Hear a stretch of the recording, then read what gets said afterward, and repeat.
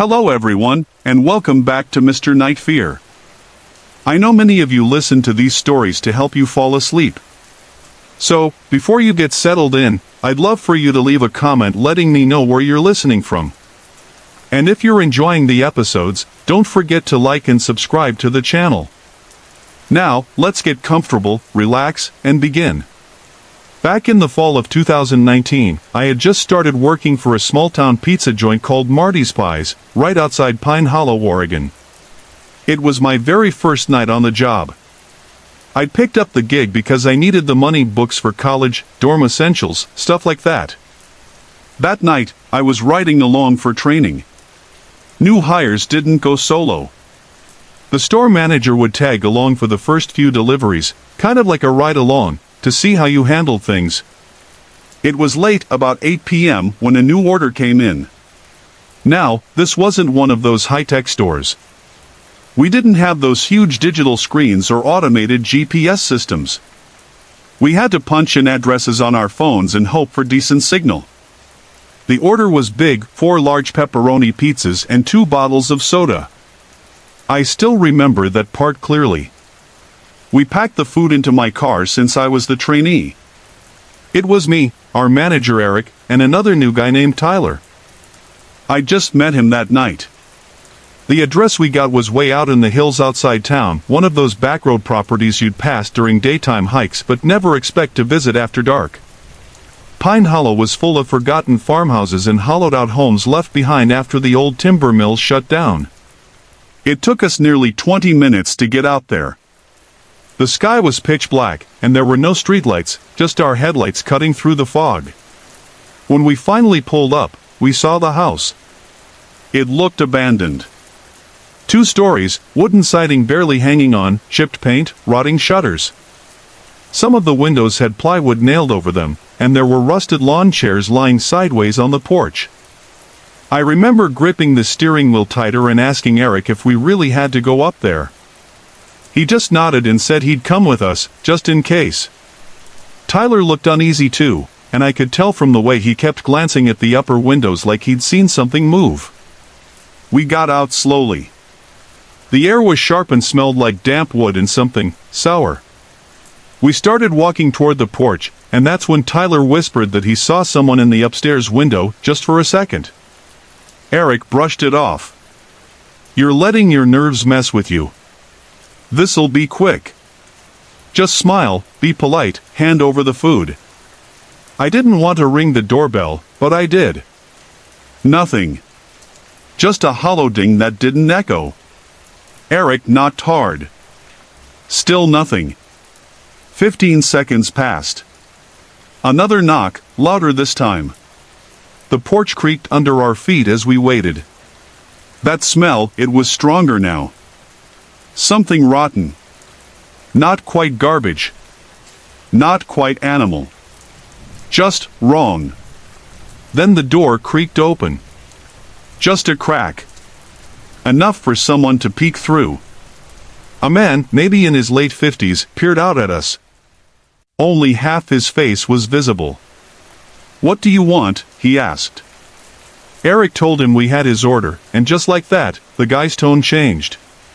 He unlocked the door, smiled, and opened it wider.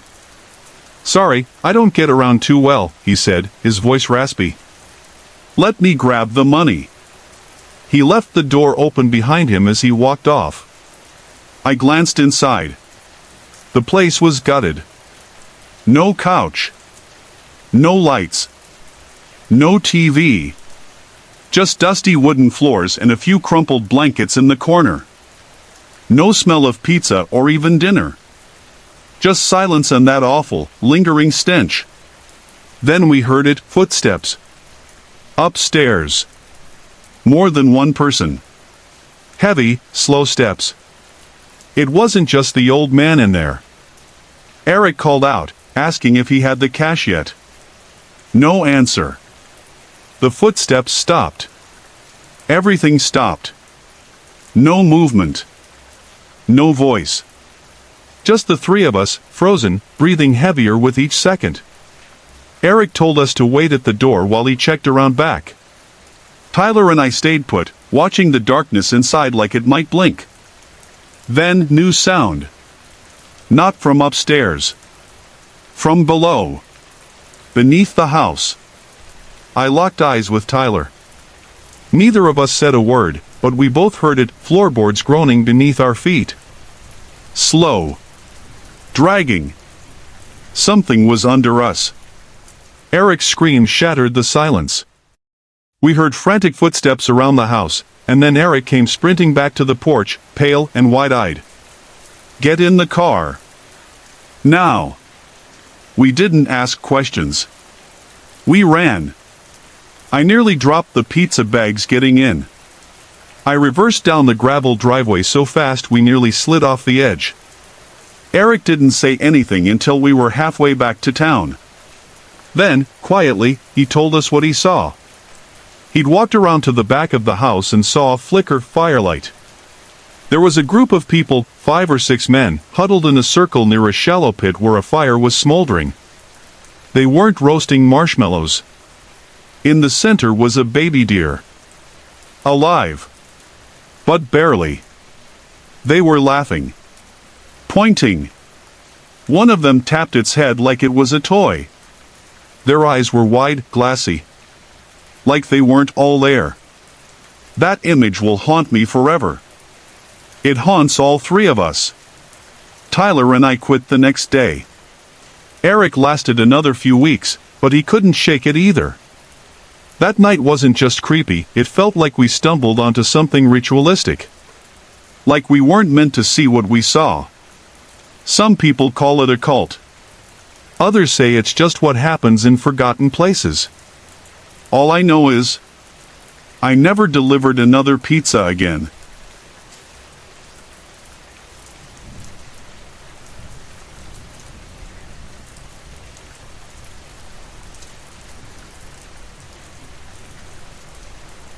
This is a compilation of some of the creepiest footage I've come across online recently. Everything you're about to hear was filmed by regular people, just like you or me, but what they captured, that's something else entirely. Let's start with a TikToker who goes by the name Ian June. He had the idea to explore an abandoned elder care facility just outside of Pine Hollow, Oregon, you know, one of those buildings with peeling paint, old metal beds, and vines crawling up the walls. He figured it'd be perfect content for TikTok. But what he caught on camera? He wasn't ready for that. In one of the clips, the hallway's barely lit. You can see a shadowy figure moving across the corridor at the far end. At first glance, it looks like a person.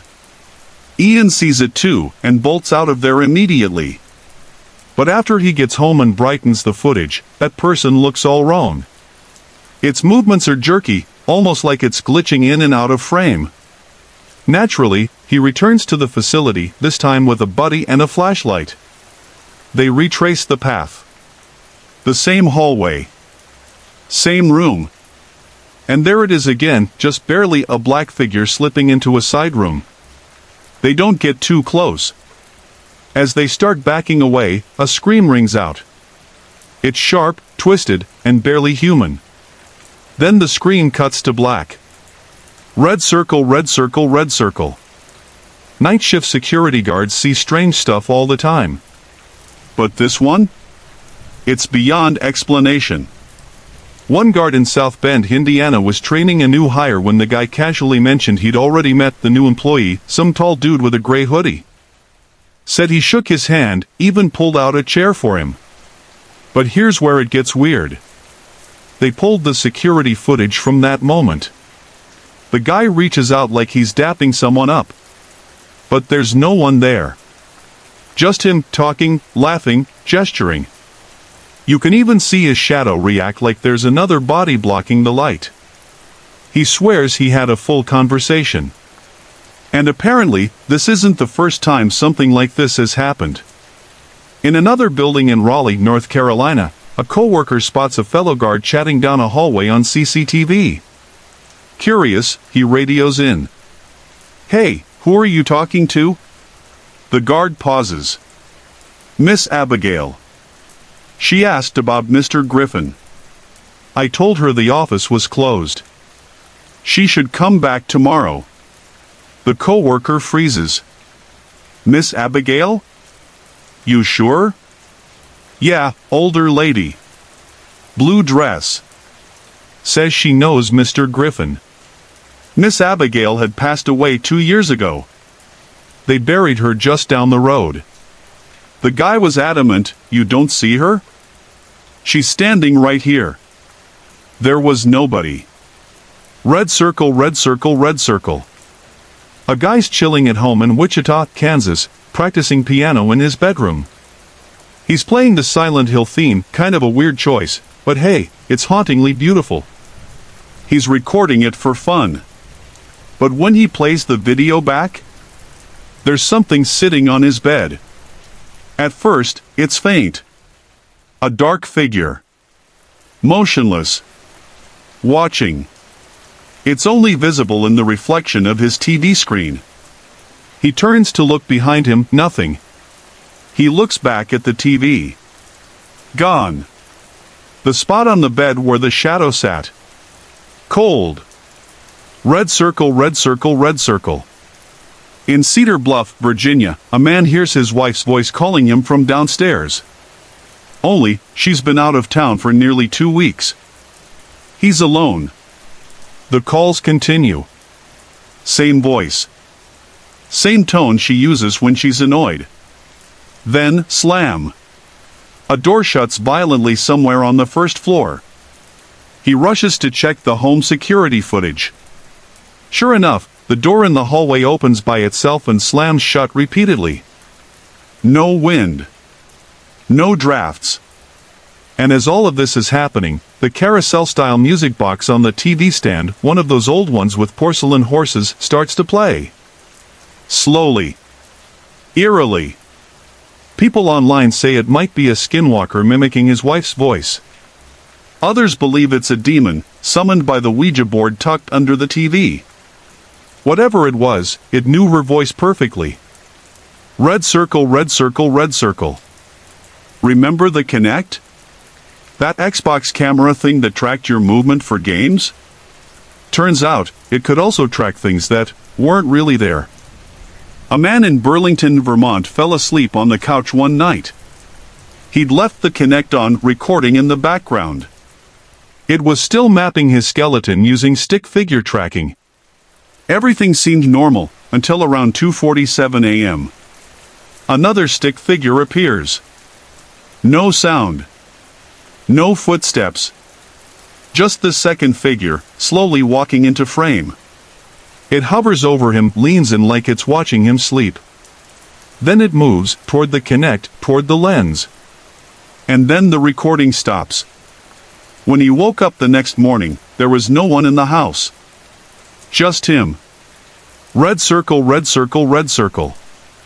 TikToker Cass recently posted a string of videos involving a doll she got from Amazon, a plush toy called Annabelle's Hugs. Cass joked about the name being cursed. But the moment she opened the box, she felt strange. Like the doll was watching her.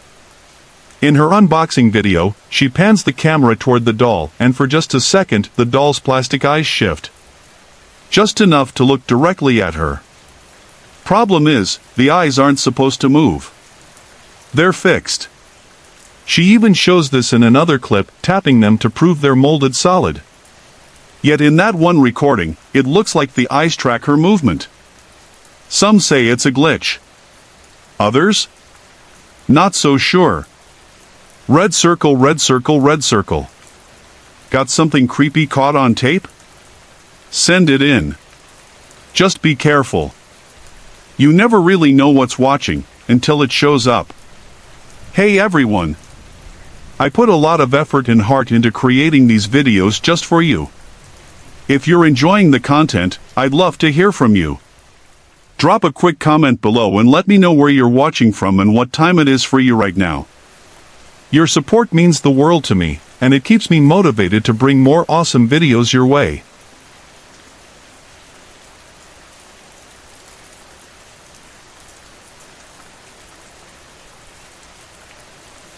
This video is sponsored by Cook Unity. If you work night shifts like I used to, then you know just how hard it is to find time to prepare a good meal. Between long hours and unpredictable schedules, cooking often falls to the bottom of the list. That's where Cook Unity comes in.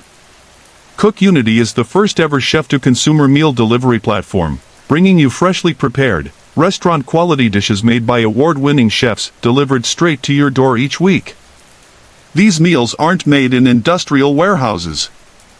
They're crafted daily in small regional kitchens by real chefs who care. You can choose from a wide variety of meals that cater to nearly every dietary need: vegan, keto, paleo, gluten-free, you name it. The subscription is super flexible too. You can pause, skip, or cancel anytime. One of my favorite meals was the adobo chicken and chorizo paella with saffron aioli, crafted by Chef Jose Garces. It felt like something I'd only get at a top-tier restaurant. Everything comes fully cooked. You just heat and eat. No meal prep. No mess. Visit cookunity.com/nightmare50 or click the link in the description. Use my code NIGHTMARE50 to get 50% off your first Cook Unity order. Now, let's get into tonight's story. I used to work the night shift at a small roadside inn just outside a quiet town in southern Georgia. The kind of place with maybe 15 rooms, faded floral wallpaper, and that always slightly stale coffee smell in the lobby. A few months before I quit, the area had been slammed by a late-season hurricane. Roofs were ripped off, streets flooded, power lines snapped like twigs. A lot of folks had to leave town while their homes were repaired. For a while, the inn stayed busy with displaced families, insurance adjusters, and emergency workers. But by winter, everything slowed down. Slower than before the storm, actually. Some people never came back. The inn, let's just call it the Marshwood Inn, was about a 20-minute walk from where I lived. I worked from 6 p.m. to 2 a.m., and another guy would take over the rest of the night shift. Most nights, I wouldn't see a soul. At the time, maybe 8 or 9 rooms were booked on a good night. There was a small staff break room behind the front desk, microwave, mini fridge, a couple saggy chairs. I'd hang back there most of the time unless the front bell rang. It was around 11:30 p.m. when I heard it, a voice. A man's voice, low and oddly calm, saying hello? Hello, from the lobby. I walked out to the front desk and saw him standing just beyond the protective glass. The kind we installed during COVID. There was a small gap at the bottom, maybe 10 inches tall. He asked for towels. That's not unusual. I grabbed a couple fresh ones from the supply closet and slid them through the opening. He yanked them out of my hands with this weird force, like he was angry, but smiling about it. Gave me this long stare, then turned and walked down the hallway toward the rooms. I sat down at the security monitor and just watched him. The man was moving slowly, almost theatrically. He kept looking side to side, rubbing the towels against his cheeks like they were silk. I muttered, "What the hell is this guy doing?" Then he disappeared into the elevator. About 10 minutes later, I heard the voice again. I stepped back into the lobby. He was there, same blank eyes, same fake smile. "My key card's broken," he said, louder this time. "Okay. What room are you in?" I asked. He didn't hesitate. 2C. But we didn't have any rooms with letters. We were strictly 101 through 115. I knew immediately this guy didn't belong here. "Sir, we don't have a room 2C. Are you sure you're staying here?" What happened next still makes my stomach twist. He dropped the towels on the floor. Bent slightly at the waist. Tipped his head just a bit, like he was studying a bug on the other side of the glass. And then, still smiling, he leaned closer until his breath fogged up the divider. "I'm going to kill you," he whispered. Calm. Cheerful. Like he was reading me a bedtime story. "Let me tell you what happened next." He said it again. Louder. Then again, louder still. Each time he repeated it, It got more intense until it wasn't just speaking anymore. It was a scream. I shouted back, "I'm calling the cops." And I did. I picked up the hotel desk phone and held it up where he could see, dialing 911 with shaky fingers. He just stood there with that awful smile like he thought it was a joke. Then he started mocking me, repeating what I said in a high, childish voice, "I'm calling the police," like it was a game. As I spoke to the dispatcher, trying to sound firm but nearly yelling out of panic, I explained there was a strange man inside the lobby acting threatening. He didn't care I was on the phone, he just laughed and started walking toward the exit. Slow. Casual. I told the dispatcher, "He's leaving now," and when the doors finally closed behind him and he was gone from view, I said, "He's gone." She asked if I still wanted an officer to stop by, but I said no. I honestly just wanted the night to be over. The rest of my shift dragged. I didn't even go back to the break room. I stayed up front, eyes glued to the door. Only one guest came to check in the entire time. Then around 2 a.m., my relief finally arrived. I clocked out, grabbed my bag, and stepped out into the parking lot. It was cold, sharp air that hit my face and made me regret not bringing a warmer coat. I shoved my hands deep into the pockets of my hoodie and pulled the hood over my head. That's when I heard something. A voice. I paused. It came from the bushes near the ground floor windows that lined the front of the hotel. I didn't want to know what it said. I didn't want to look. I kept walking. My pace picked up. Once I reached the sidewalk that ran along the main road, I felt a bit safer. But there were no cars out, no people. This was a quiet town, and at this hour, it felt like I was the only person alive. After about a block, I turned onto a residential street that would take me home. It was quiet. Dead quiet. The only sound was the soft thud of my sneakers against the pavement. Then another sound. Footsteps. But lighter. Quicker. Like someone was trying to sneak up, tiptoeing while running. I turned. Nothing. Except a car parked by the curb. But I knew. I didn't see him, but I knew someone was hiding behind it. Then I heard it, laughter. And a voice I'll never forget. "I'm going to kill you, bitch." It was him. My body locked up. I scanned the street, searching for a way out.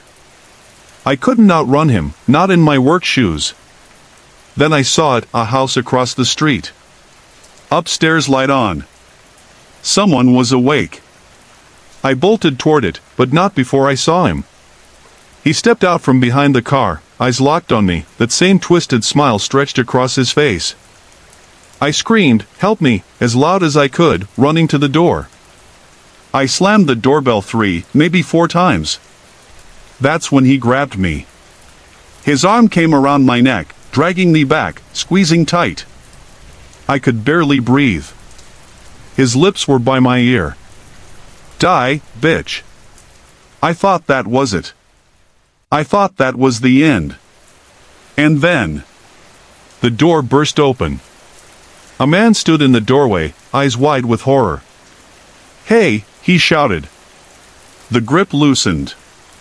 I fell to the porch. I didn't even look back to see him run, I just felt myself being helped inside. The man gave me water and called the cops. I told them everything. Every terrifying detail. The police took the hotel's camera footage. They said they'd try to find him. A few days later, they called me to the station. They had 5 men lined up. All kind of similar builds, faces, hairstyles. They asked me to pick the one who'd attack me. I looked. I stared at all 5. Minutes passed. But I couldn't say. Maybe I was scared. Maybe I blocked something out. Or maybe I just didn't see him in those faces. So I shook my head. I don't think it's any of them. And I walked out. But I still remember that voice. That smile. Sometimes, I still hear it, quiet and close. What would you have done?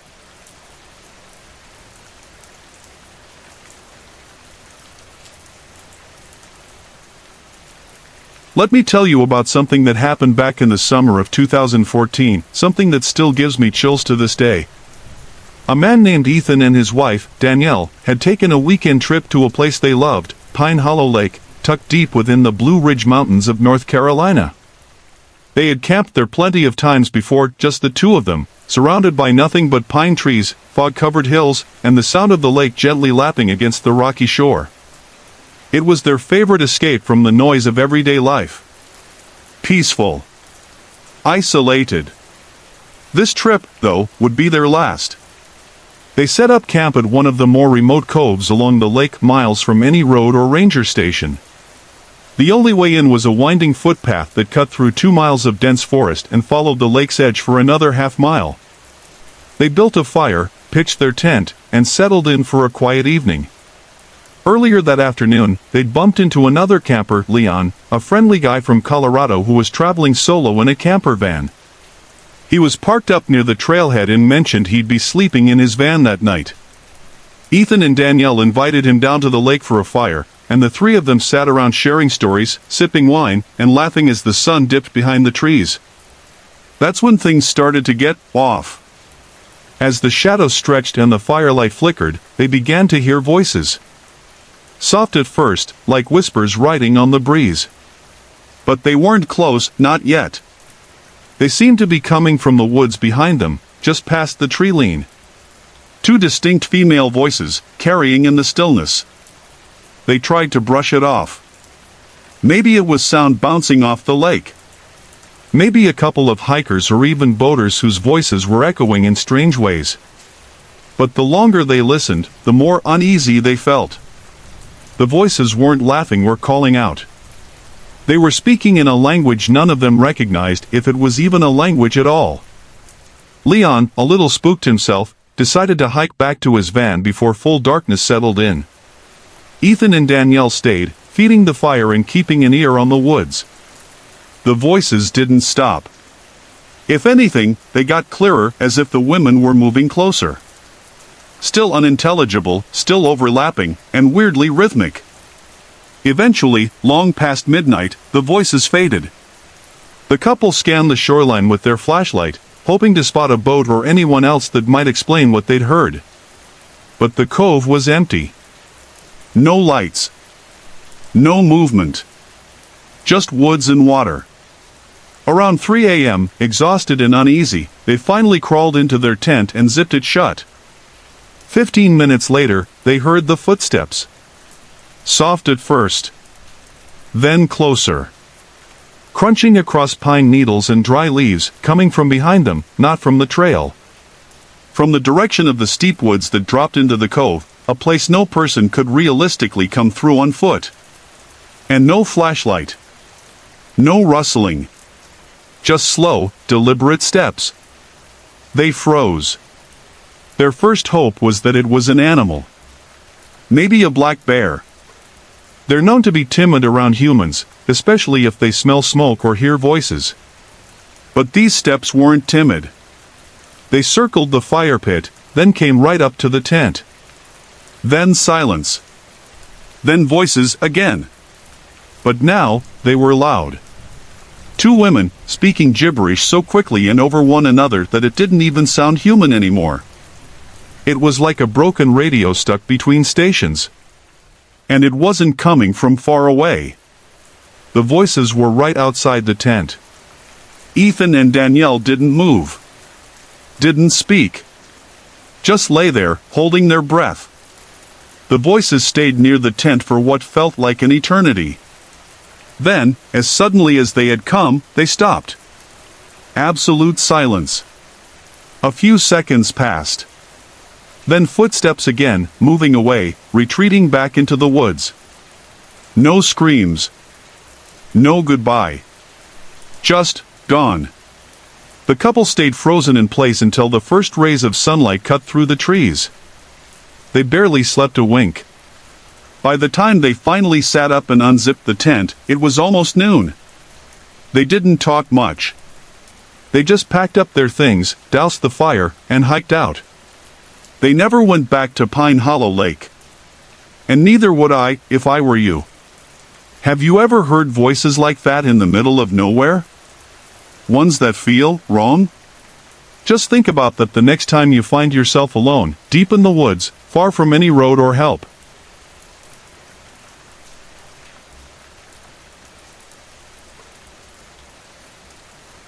Before we continue, remember, what you're about to hear might stick with you long after the story ends.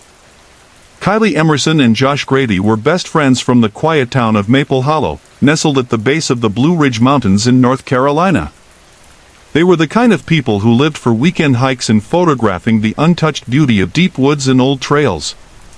For years, they'd wandered the Appalachian backcountry, curious about forgotten places. But nothing ever felt as strange as what they found last fall. It all started one afternoon when Kylie was hiking alone near Black Hollow Preserve, about 6 miles outside of Maple Hollow. The area was dense with pine and old oak trees, and known to locals for its eerie silence. That day, Kylie stumbled upon something unusual: scattered piles of animal bones and heaps of rusted-out junk, like broken lanterns, cracked porcelain dolls, and rusted tools left to rot.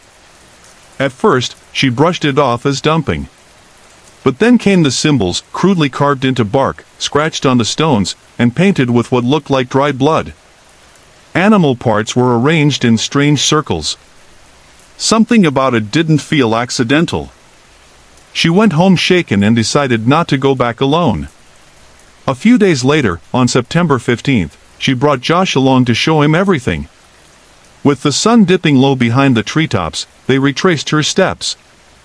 This time, what they found chilled them to the core.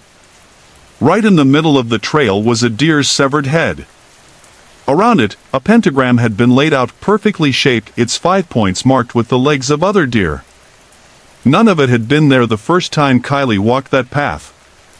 They took a few photos and agreed they needed to leave fast. But as they tried to make their way back, something strange happened. The trails didn't look familiar anymore. Every direction looked the same, trees standing like sentinels, silent and still. They walked faster, hoping to spot a marker or turn that would jog their memory. Then the fear set in. The woods grew darker. Their phones offered weak beams of light, barely enough to light the path ahead. That's when they started to hear it, branches rustling to their right, about 20 feet away. There was no wind. The air was still. The sounds kept pace with them. They broke into a jog, stumbling onto another narrow trail. As they moved, the sound of snapping twigs behind them grew louder. Then it came, a scream so guttural, so twisted, it didn't sound like it came from a human. Or any animal either. Kylie refused to look back, but Josh did. He swore he saw something, a massive black figure, taller than any man, walking the path they'd just left. It wasn't chasing. It was following. They reached Kylie's car, breathless and shaking, and drove off without saying a word. Later that night, Kylie dug into some old town records. She found references to missing hikers, strange rituals, and whispers of cult activity going back decades, all tied to Black Hollow. That was the last time either of them went back. Would you? Sorry to interrupt. If you're enjoying the story, let me know in the comments and tell me where you're watching from. Don't forget to like and subscribe for more.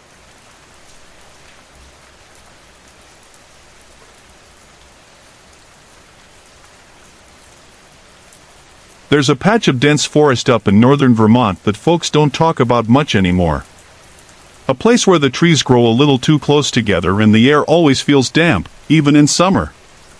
Last fall, two friends, Josh and Tyler, decided to hike through that remote stretch, far from any trails, on land that used to be part of a long-abandoned military testing zone during the Cold War. That's where they spotted them odd metal pipes sticking up from the ground like periscopes. They looked out of place, unnatural against the backdrop of moss and dead leaves. Curious, or maybe just reckless, they decided to investigate. Behind a thicket of pine and brush, they found what looked like an old storm cellar covered by a warped wooden hatch. The wood creaked as they pried it open, revealing a steep metal staircase that disappeared into darkness. What they uncovered beneath the forest floor was a disturbing piece of buried history. The hatch led into a sprawling underground military bunker. Narrow tunnels branched off in every direction from a long, dim central corridor. It felt like a maze, cold and lifeless. Josh and Tyler stuck close together, afraid of getting lost in the network of echoing hallways. The deeper they went, the more unsettling things became. Mold crept along the walls, and in one corridor, they found faded words spray-painted in German. A quick translation app revealed the chilling message, "Help me." Still drawn in by adrenaline and curiosity, they pushed farther. The air grew thicker, the concrete walls darker. In another hallway, a message had been scratched into the surface, "Hello Satan. I love you." They stumbled upon a massive chamber, half-flooded, the air thick with the stench of sewage and rust. In the middle of the room sat a strange, rust-covered machine, its purpose impossible to guess. And there, embedded in the thick sludge, was a single boot. Just one. Why would someone abandon just one boot unless they were running? The structure was likely a Cold War fallout shelter, maybe even repurposed from earlier military use. But why had it been deserted in such chaos? And who, if anyone, was trying to leave messages on the walls? Some stories don't end cleanly. Sometimes they just linger, waiting to be found. Have you ever stumbled into something that felt wrong? Something that wasn't meant to be uncovered?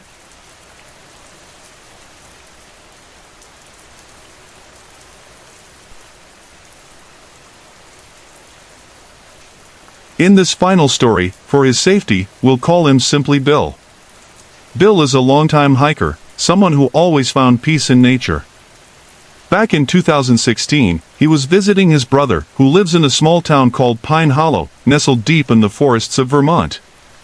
His brother owns a modest cabin just behind an old barn, and every few months, family members would gather there to reconnect. This particular visit took place in late October, right when fall had drained the forest of most of its green. The leaves were already a soft orange and red, with many covering the narrow trail Bill had decided to explore that morning. The path wasn't part of any marked park, it was more of a local connector trail used by folks with land nearby. The kind of place you'd only know if you were from around there. Bill had only been walking for maybe half an hour when he spotted something unusual off to the side of the trail, a black duffel bag. At first glance, it looked clean, too clean. Not weathered or moldy like something left out in the woods for weeks. But what really struck him was the smell.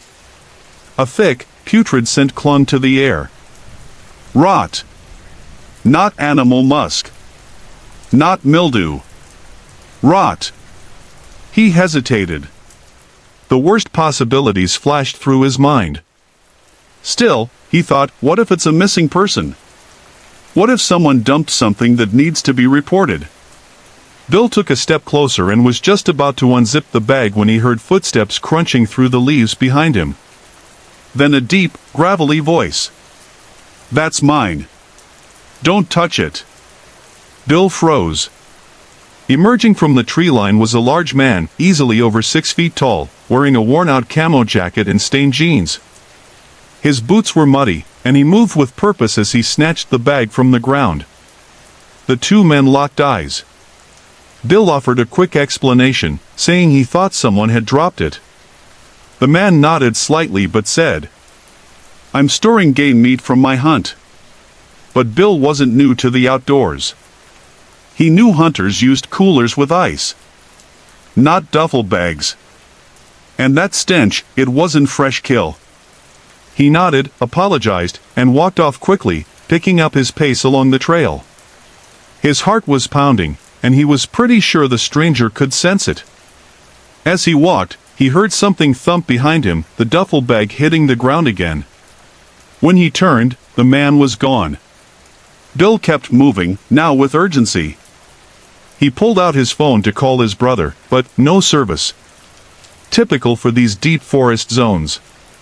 That's when he started hearing footsteps behind him. At first, just once or twice. Then again. Each time he turned, the woods were still. But the sound would start up once more. Eventually, Bill saw something that confirmed his worst fear. The man was following him, just far enough back to not be obvious. But Bill caught him, peeking out from behind a tree, watching him. Without thinking, Bill broke into a full sprint.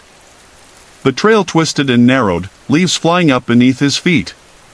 Behind him, the footsteps quickened too, leaves and branches snapping under heavy boots.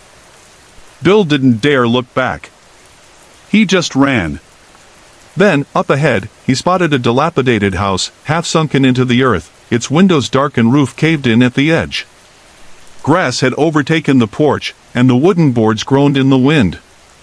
It looked abandoned, had been for years, probably. Bill ran around to the back door and shoved it open. Inside, the air was musty and cold. He ducked into the first bedroom he could find and slid under a rusted metal cot, heart hammering in his chest. Moments later, the back door creaked open again. Footsteps. Heavy, deliberate.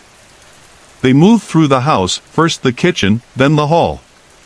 The breathing was loud. Ragged. Almost gasping. He was winded, too. The man entered the bedroom briefly, paused, then turned and walked out. He hadn't checked under the bed. Bill lay frozen, staring at the splintered wood slats above him. He waited in that position for over 30 minutes, until the sun had almost dipped below the trees. Only once he was sure the man had gone did he crawl out, trying to stay quiet. It would be dark soon. And he had to find help. He slipped out the back door and followed a narrow dirt trail, probably an old driveway, which eventually led him out to a road. After 10 anxious minutes, a pickup truck drove by. The driver, an older man, stopped when he saw Bill waving frantically. He hitched a ride back to his brother's cabin and immediately called the local county sheriff's office. A deputy arrived later that evening. Bill gave as many details as he could about the man's appearance, the location of the trail, and the sequence of events. Though the contents of the duffel bag were never confirmed, the odor, the duffel instead of a cooler, and the pursuit said enough. Whatever that man was carrying, it was something he didn't want anyone to find. And he definitely didn't want any witnesses. Hey everyone! I put a lot of effort and heart into creating these videos just for you. If you're enjoying the content, I'd love to hear from you. Drop a quick comment below and let me know where you're watching from and what time it is for you right now. Your support means the world to me, and it keeps me motivated to bring more awesome videos your way.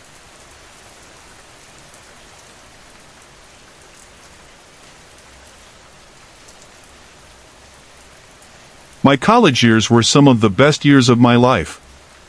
Don't get me wrong, I'm grateful for the life I have now, but those 4 years? They live in my memory like a warm ember that never fully cools. If you're still in school, take my advice, soak it in. It flies by faster than you think. I went to a small university called Coastal Pines College, right on the shoreline of North Carolina. The campus backed right up to the Atlantic, think sand dunes and sea oats swaying outside the dorms. This story happened during my pledge semester with Sigma Delta, the fraternity I joined freshman year. If you're unfamiliar, pledging is a whole semester of initiation rituals, bonding activities, and plenty of stuff that's best left unspoken.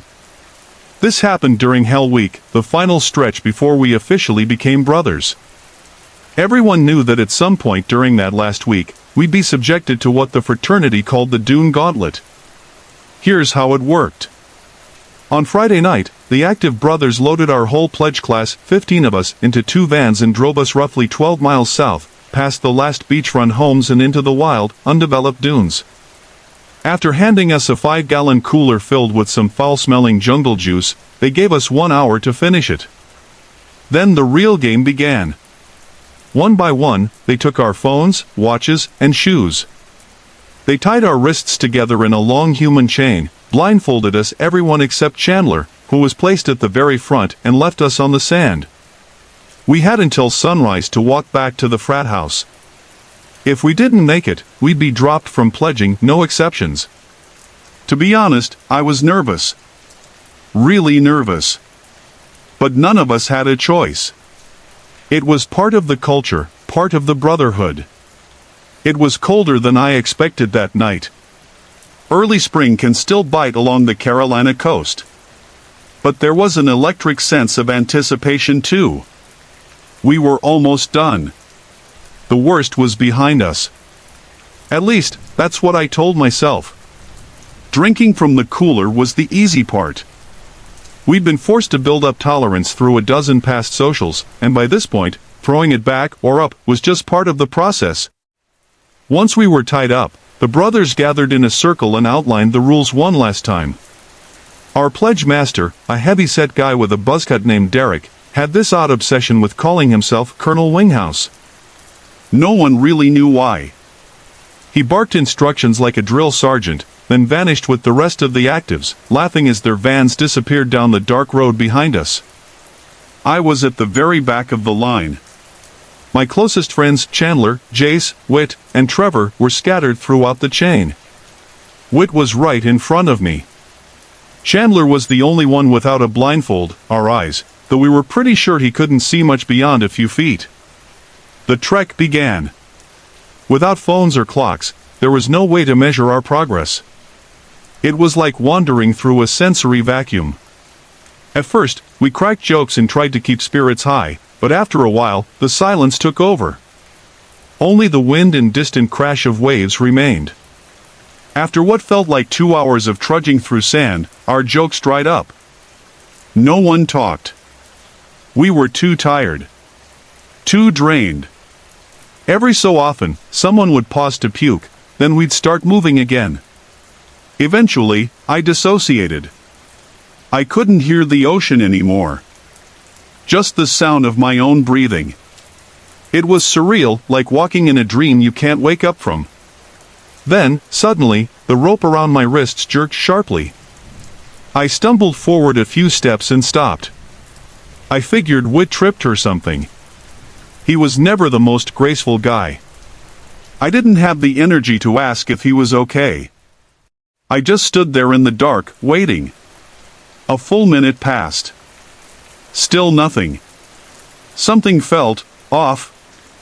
Just as I was about to speak, the rope tugged again, tighter this time.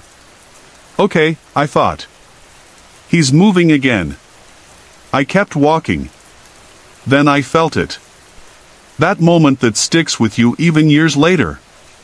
The sand beneath my feet changed. It turned slick, cold. I'd stepped into water. I took another step. Now my ankles were submerged. The waves lapped gently at my legs.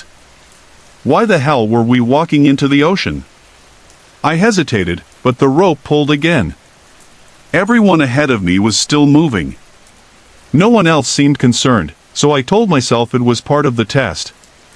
Maybe someone needed to rinse their feet. Maybe this was just another one of Derek's mind games. Still, my gut was tightening. The water sloshed higher around my shins. What the hell was Chandler doing? Then I heard it. A low humming sound in the distance. At first, I thought it was just wind. But then it grew clearer, mechanical. Rhythmic. An engine. A boat? As we continued walking, still blindfolded, the noise got louder. It wasn't stationary. Either we were heading straight toward it, or it was coming straight at us. The water crept up higher, nearing my knees. That's when I couldn't take it anymore. I broke the silence. Guys, what the hell are we doing in the water? No one responded. Guys? I repeated, louder. Nothing. I could feel something shifting, like the temperature in the air had dropped another 5 degrees. Panic crawled up my spine. The blindfold, it suddenly felt suffocating. I reached my wrists up to untie it. The moment I tried, the rope jerked violently. My arms were yanked back down. Like someone or something was pulling them away. It all happened so fast. I cursed under my breath and jerked my head down, scrambling to yank off the blindfold before the rope could be yanked away again. My breath caught in my throat. It wasn't Zach guiding me anymore. Instead, standing there in the sand was a middle-aged man I didn't recognize, grimy flannel shirt, hollow eyes, clutching the frayed end of the rope still tied around my wrists. And in his other hand, glinting in the early morning light, was a long, rusted kitchen knife. I froze. Behind him, rocking gently in the surf near the shore, was a small aluminum boat. 3 more silhouettes loomed on board, unmoving, watching. The scream ripped from my throat before I could think. I yanked my arms upward, panic surging through me like fire, and kicked forward as hard as I could. My bare foot slammed into his chest. The rope slipped from his grasp. He lunged, grabbing at my shirt, but it tore right off in his hand. With a yell, he stumbled backward and crashed into the water, still holding a large shred of my white pledge tee. I didn't wait. I spun and bolted toward the beach, my wrist still bound in front of me. I was only a few yards out when I heard the splash.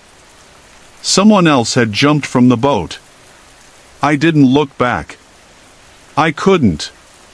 Every step felt like it was in slow motion, the cold salt water dragging at my legs. Then whiz. Something sliced past my head, just inches from my right ear. It was the knife. I saw the blade fly past, tumbling into the water ahead of me with a soft splash. For a second, I thought I'd imagined it. But no, I'd seen it clearly. He'd thrown it.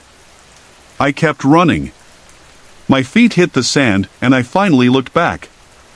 2 men were in the water now, halfway between the boat and the shore. The other 2 stood silently on the boat, just staring. None of them moved. The man closest to the shore still held the scrap of my shirt in his fist, dripping wet. Just standing there, watching. I didn't wait to see what came next. I sprinted up the beach barefoot and breathless, made it to the nearest road, and waved down the first car I saw. It was an old Ford pickup. I begged the driver, some stunned guy in his 30s, to let me use his phone.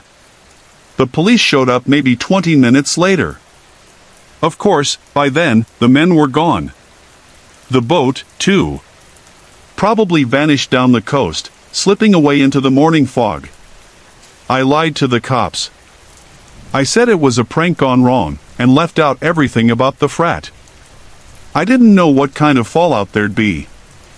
I was just trying to stay out of trouble. The brothers didn't give me too much heat afterward. If anything, they were more ticked off at Zach for not realizing I'd gone missing. He swore he hadn't heard a thing. Claimed he thought I'd just wandered back to the house early. After that night, I was officially a brother. Things went back to normal, or as normal as they ever were in Greek life. But something about that night stuck with me. Haunted me. A few weeks later, me and some of the guys were playing beach die behind the house. Jackson was the one who noticed it. Off in the distance, near the dunes, there was a stick poking out of the sand. Tied to the top of it was a white cloth, fluttering faintly in the breeze. We walked over. It was the torn piece of my shirt. The same one that man had ripped off me. The faded Greek letters on the fabric were still visible. No mistaking it. It was mine. That meant whoever had grabbed me knew which frat I belonged to. Some of the brothers thought maybe the men just recognized the letters and were messing with us. But I had another theory, one I've never been able to shake. What if they knew? What if they'd known exactly when our frat would be holding the initiation, when we'd be blindfolded, phones taken, isolated, and completely vulnerable? What if they planned it? I'd been in the back of the group that night. I wasn't supposed to be the one left behind. But I was. And it still makes my skin crawl. What would have happened if I had made it onto that boat? I try not to think about it, but it's impossible not to. Especially now.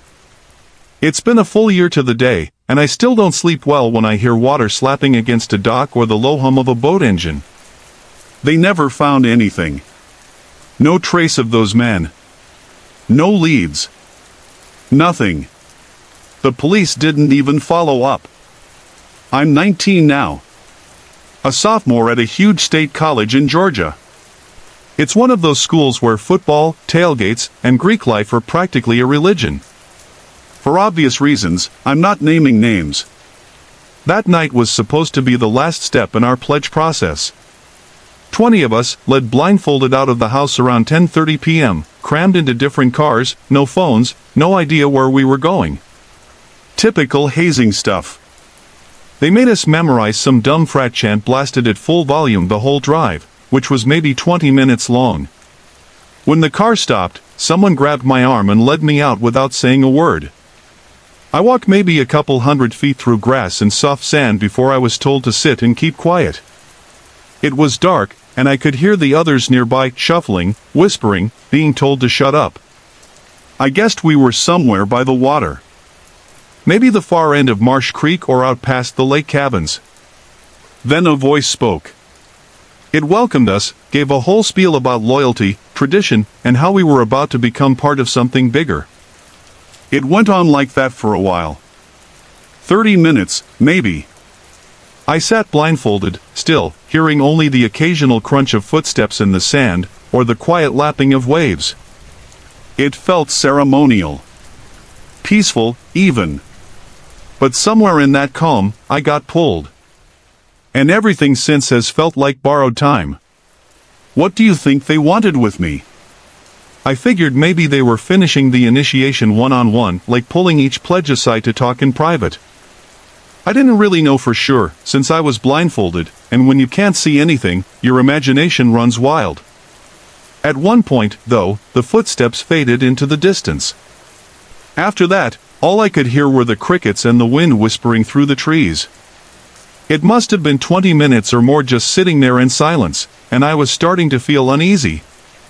Finally, I heard someone approaching. A hand grabbed my wrist without a word and started leading me away. I didn't say anything either. I was just hoping this would be the end of it so I could take the stupid blindfold off. As we walked, I felt the soft lawn shift into something rougher underfoot. Pebbles, sticks, roots.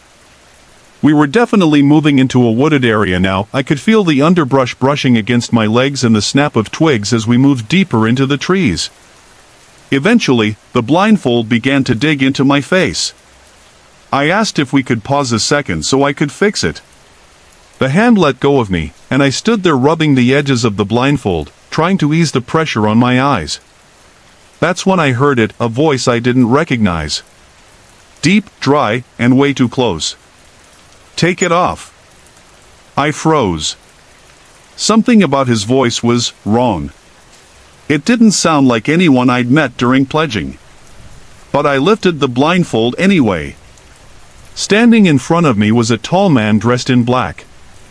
He wore a white mask, the kind with the pointed mustache and smile, like those old protest masks, a Guy Fawkes mask.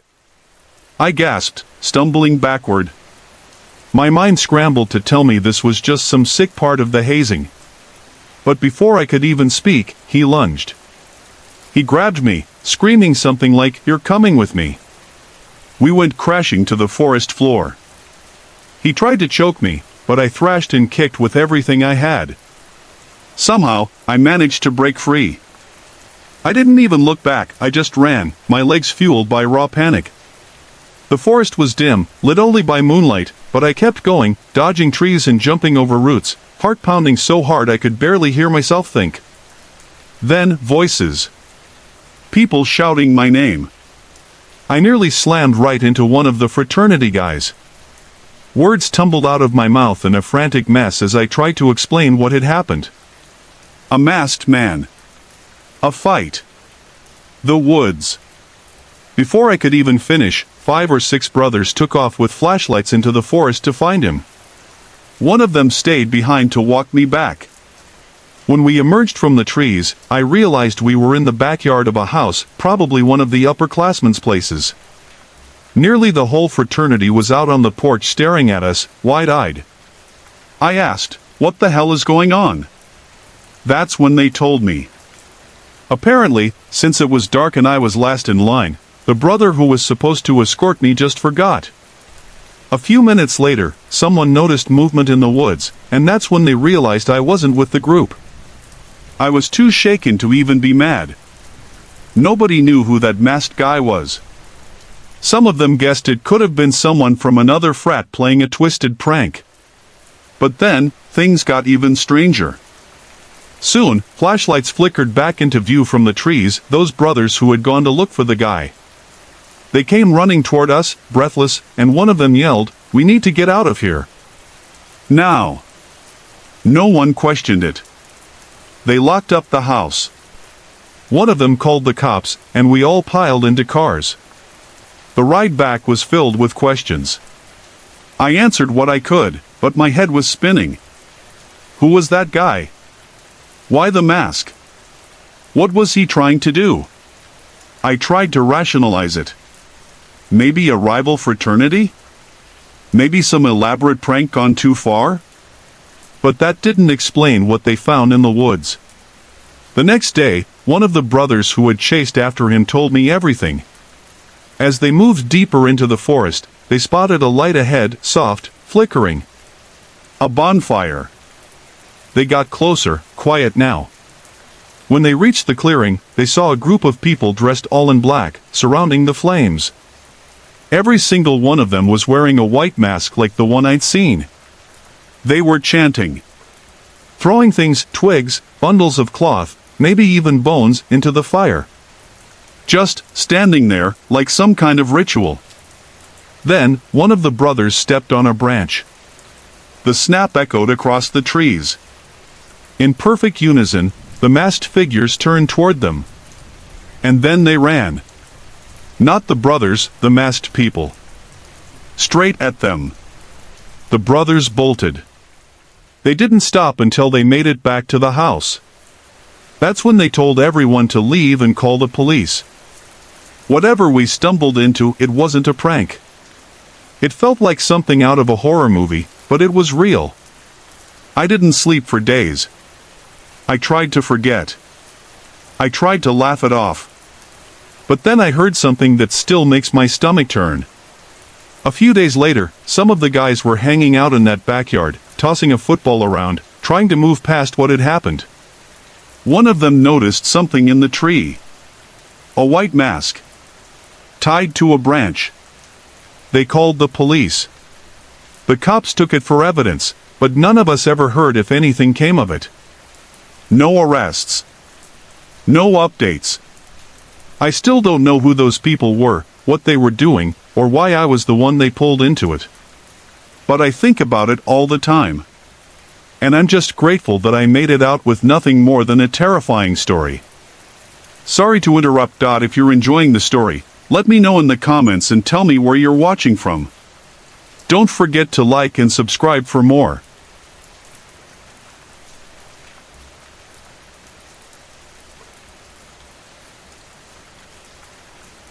It's been 8 years since I graduated from college. I went to a small engineering school called Western Lakes Institute, tucked away near downtown Minneapolis. It wasn't a party school by any means, but going to college in a big city had its perks and its shadows. Looking back, I wouldn't trade those years for anything.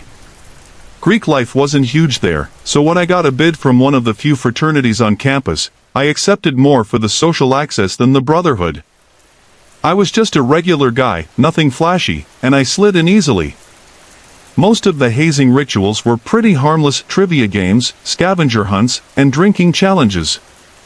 But they were clearly trying to cover up for something darker. I've debated telling this story for a long time.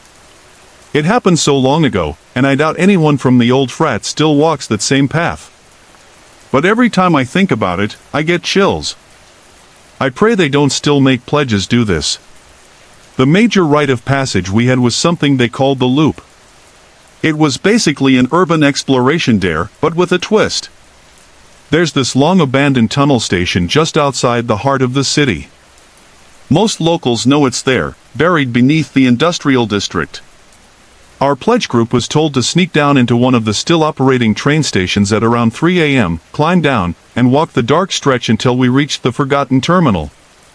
No lights. No GPS. Just flashlights, a disposable camera, and blind trust. They planned the route so no trains would pass through during the initiation, at least, that's what they said. We had schedules, sure, but nothing official. We were told to stay off the third rail, and we'd be fine. For me, it wasn't terrifying at first. I'd been into urban exploration back in high school, so it felt more like an adventure than a punishment. It was a Tuesday night, bitter cold even for spring. There were 10 of us in total, tight-knit group, all engineering nerds or introverted misfits. My closest friend in the pledge class was a guy named Tyler. He was a transfer student from Denver with a sarcastic sense of humor and a laugh that could echo through brick walls. He was also perpetually high, which is relevant for what comes next. We entered through the service hatch behind the 6th Street station. Tyler and I were assigned to bring up the rear because we had the most urban experience, as they put it. The tunnel swallowed us the minute we descended. Our flashlights barely pierced the darkness. Between the 10 of us, we only had 2 lights and 1 film camera that made an obnoxious clicking sound every time someone took a picture.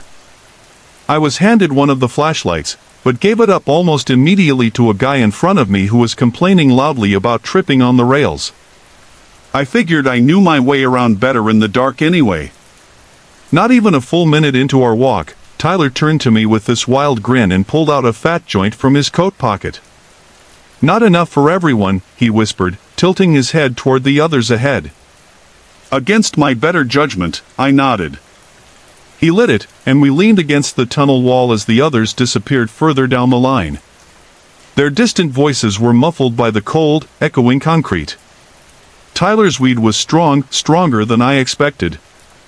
I started feeling foggy, a little too floaty for what we were doing. Eventually, we picked up the pace to catch up with the group, only to stop dead in our tracks. About 50 feet ahead, standing in the dim shadows cast by the tunnel's sparse overhead lights, was a figure. Motionless. Facing us. I squinted. It wasn't anyone from our group, too tall, too still. Tyler called out, "Ryan?" But before the figure responded, we heard Ryan's voice echo from much farther ahead. "Yeah?" That's when everything twisted. The figure in front of us didn't answer. It just moved. Silently. Sprinting at full speed, no warning, no sound, just raw motion. We turned and bolted. The weed hit me harder, making my chest pound and my feet feel like anchors. Panic took over. The scariest part? That thing made no noise. Its steps were unnaturally light, like it wasn't touching the ground at all. Tyler grabbed my sleeve so tight it nearly ripped.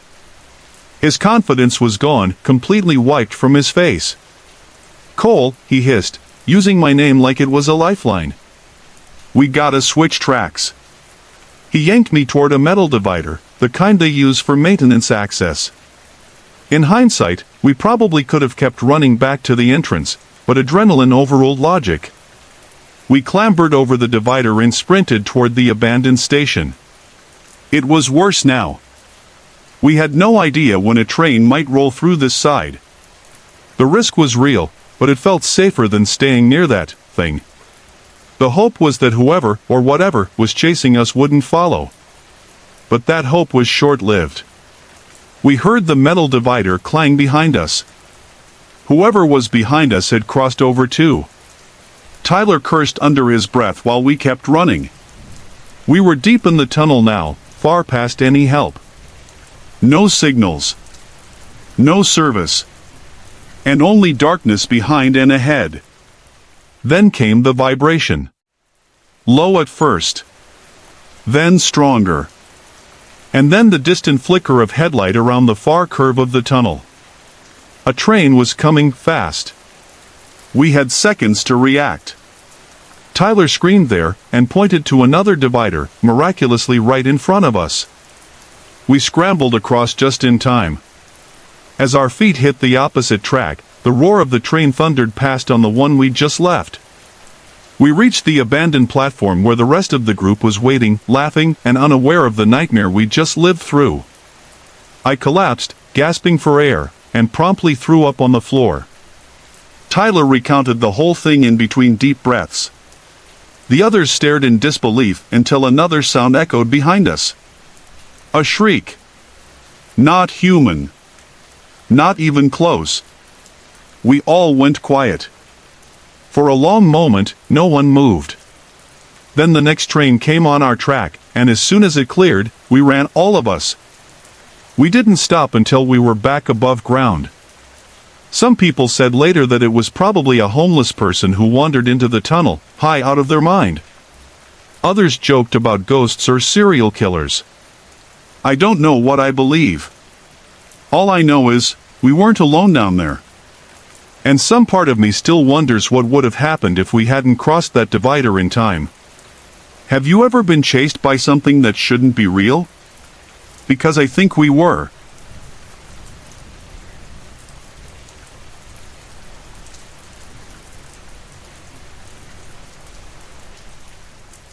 This happened a long time ago, and honestly, some of the details are a bit hazy now. It's not like it happened last week or anything. But I'll do my best to piece together what I can, based on what I remember and how it felt. It was the last day of 4th grade at Maple Hollow Elementary, a small school tucked in the middle of our little Ohio town. In our school, 4th grade was the final year where kids had to be picked up by a parent or guardian. Once you hit 5th grade, you could walk home on your own. It felt like a rite of passage.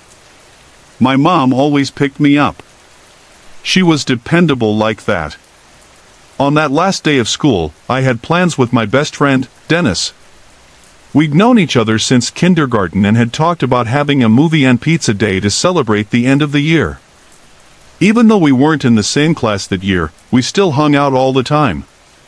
Dennis was dismissed from a different hallway, so we said we'd meet up afterward.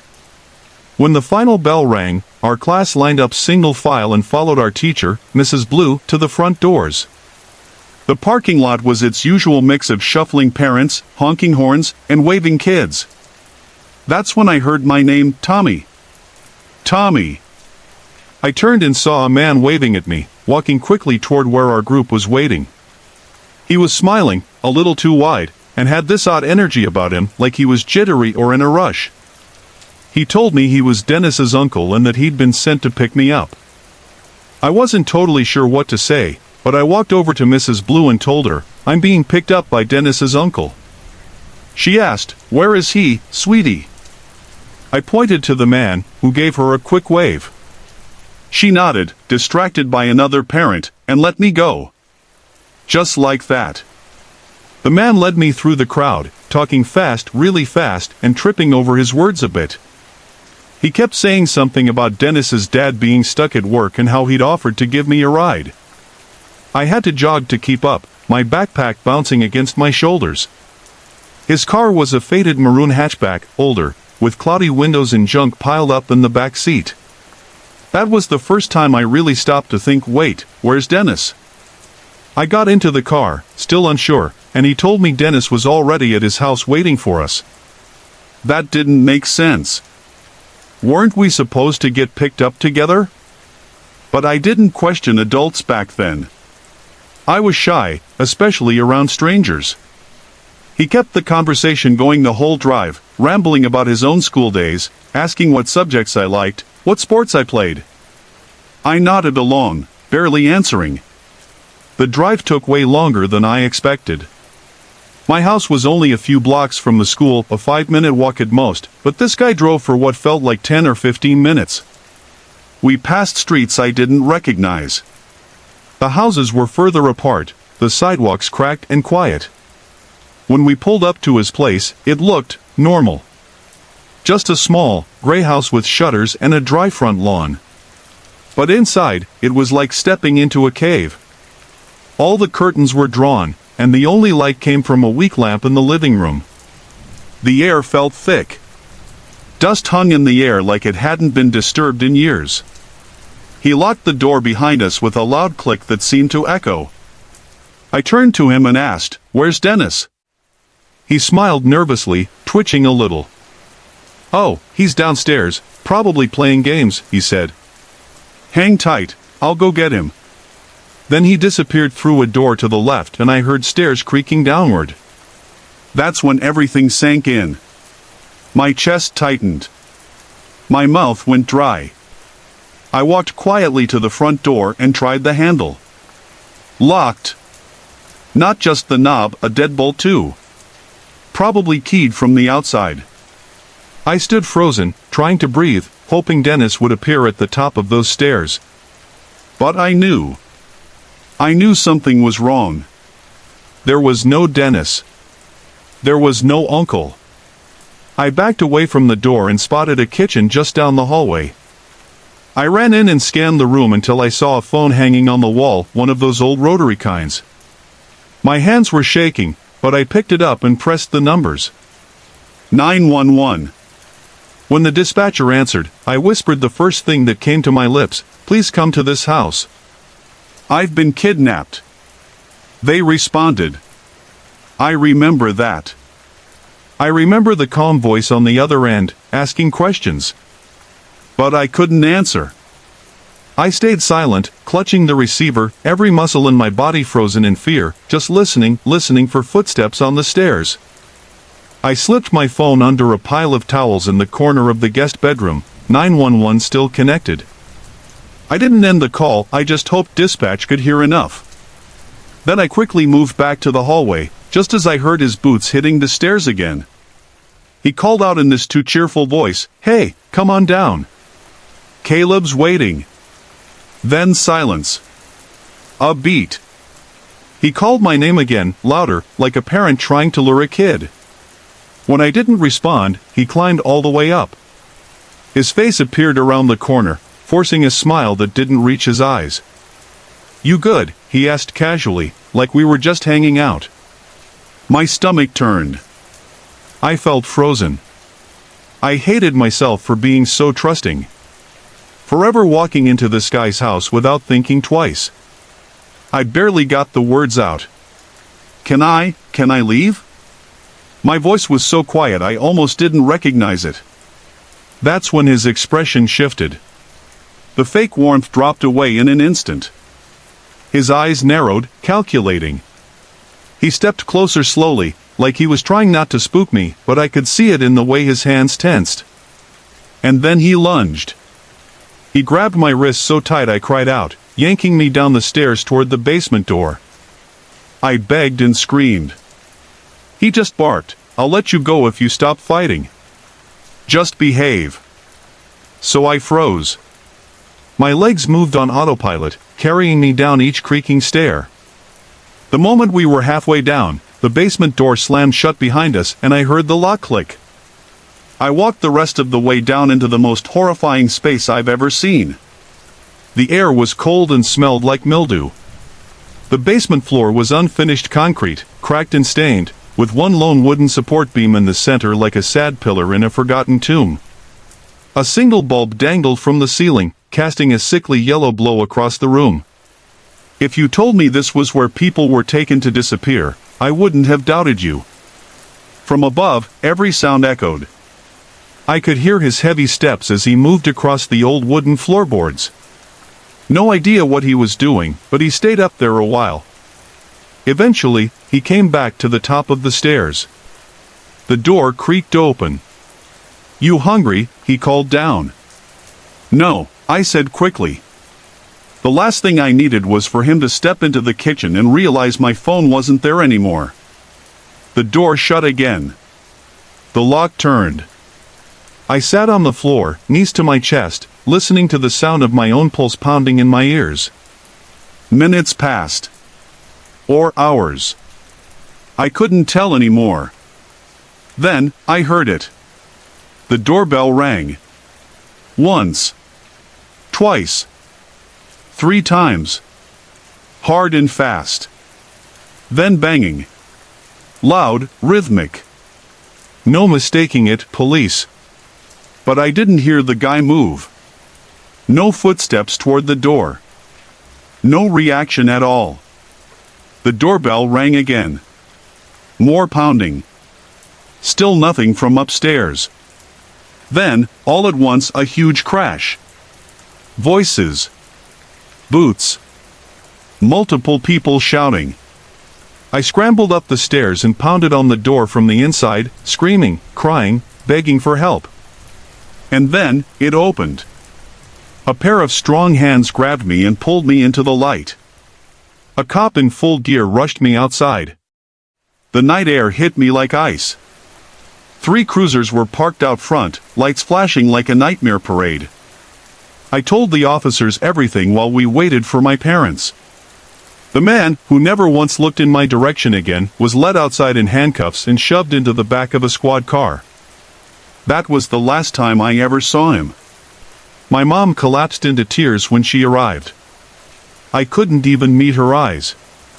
I felt like I dragged all of us into something unspeakable.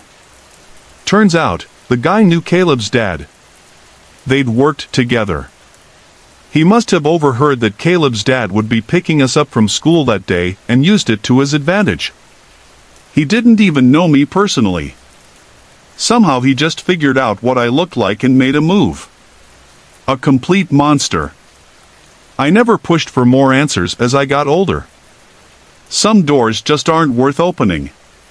My mom came to counseling with me for months. It helped, sort of. But let's just say she had a few choice words for the school staff, especially Ms. Lang, the teacher on dismissal duty who never verified who I left with that afternoon. If I hadn't thought to call 911 before he forced me down those stairs, I don't think I'd be here telling this story.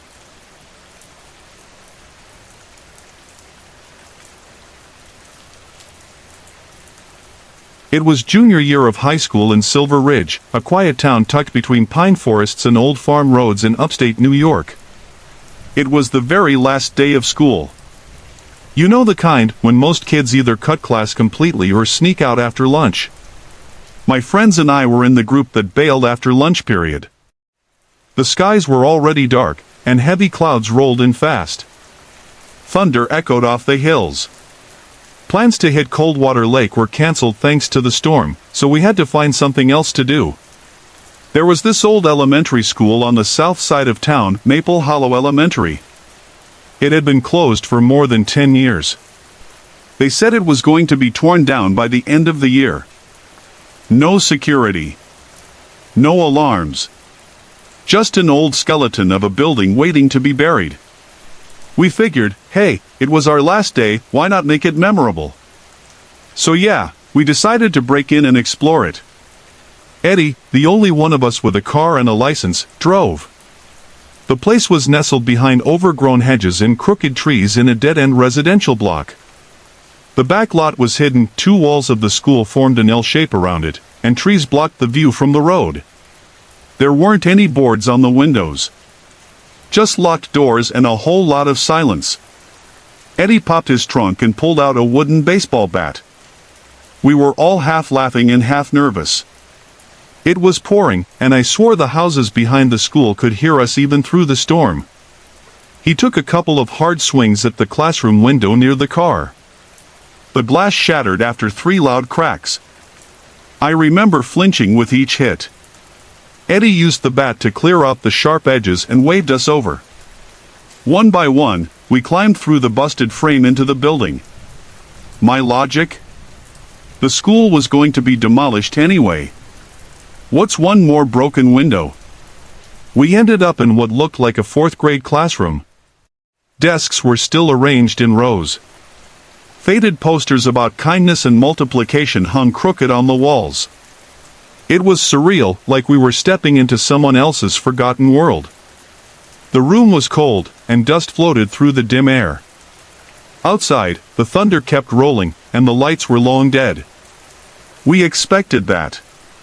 Our phone flashlights were enough to move around. Despite the storm, some daylight still pushed through the clouds, slipping in through the windows. It wasn't pitch black, but it was close. We walked the hall slowly, shoes squeaking on the linoleum. Most classrooms were still full, chairs stacked, books left behind, a ghost town of crayons and paper crafts. We stayed close. 4 of us. We were in another classroom when we heard something. A sound from down the hall. Like a footstep, or maybe a chair scraping the floor. We froze. Lights off. Ears tuned. A flash of lightning lit the hallway just long enough for us to catch our breath. Maybe it was nothing. So we kept going. Carefully. Room by room. Everything in that building looked tired. Paint peeled. Ceiling tiles sagged. The whole place smelled like wet plaster and old glue. As we reached a bend in the corridor, I turned back, just instinct. And that's when I saw it. Something at one of the classroom doors behind us. Like a shape sticking out. Not quite moving, but not quite still. "Hey," I whispered to the others, "look back there." They turned and pointed their lights at it. In unison. Whatever it was, it pulled back into the room like it didn't want to be seen. We all muttered "oh shit" under our breath and bolted around the corner, heartbeats doubling. We didn't stop until we reached the wing with the colorful signs above the doors, kindergarten rooms. Another sound echoed from behind us. A creak? A knock? We weren't alone. That much was clear now. We ducked into the first classroom we saw and quietly shut the door. It smelled like old crayons and damp carpet. We turned our lights off and huddled by the window. Lightning lit up the room every few seconds, followed by the distant rumble of thunder. Then we heard the door click. A soft, deliberate push. It creaked open. Slowly. Eerily. No one stepped inside. We couldn't see anyone through the doorway either. It was almost completely dark outside, and the hallway looked like a black void. We held our breath. Then, a shape leaned in. A head. Still. Just staring. A flash of lightning revealed it. A pale face. Eyes fixed right on us. I panicked and blurted out, "Sorry. We're leaving now." No answer. The person didn't move. They didn't flinch. Just kept peeking their head around the doorframe like some puppet on invisible strings. Eddie had had enough. He whispered, "Nah, man. I'm out." He tossed me the bat and started forcing open the old window near the reading corner. It groaned, but gave way enough for him to crawl through. One by one, the others followed. I was last. Before I climbed out, I glanced back one last time. That head was still there. Unmoving. Watching. I scrambled through the window, heart hammering, half expecting cold fingers to wrap around my ankle. Nothing grabbed me. We ran like hell back to Eddie's car. He slammed the gas, and we didn't speak until we hit Main Street. No one looked back. That school was demolished a few months later. Now it's a park with a cheerful little playground and a splash pad where the main hallway once stood. We never got caught. Never even heard of anyone getting arrested for breaking in. But to this day, we still don't know who or what that was watching us. Was it some squatter? A caretaker? Or something else entirely? Whatever it was, it didn't act normal. And it sure didn't feel human. Hey everyone! I put a lot of effort and heart into creating these videos just for you. If you're enjoying the content, I'd love to hear from you. Drop a quick comment below and let me know where you're watching from and what time it is for you right now. Your support means the world to me, and it keeps me motivated to bring more awesome videos your way.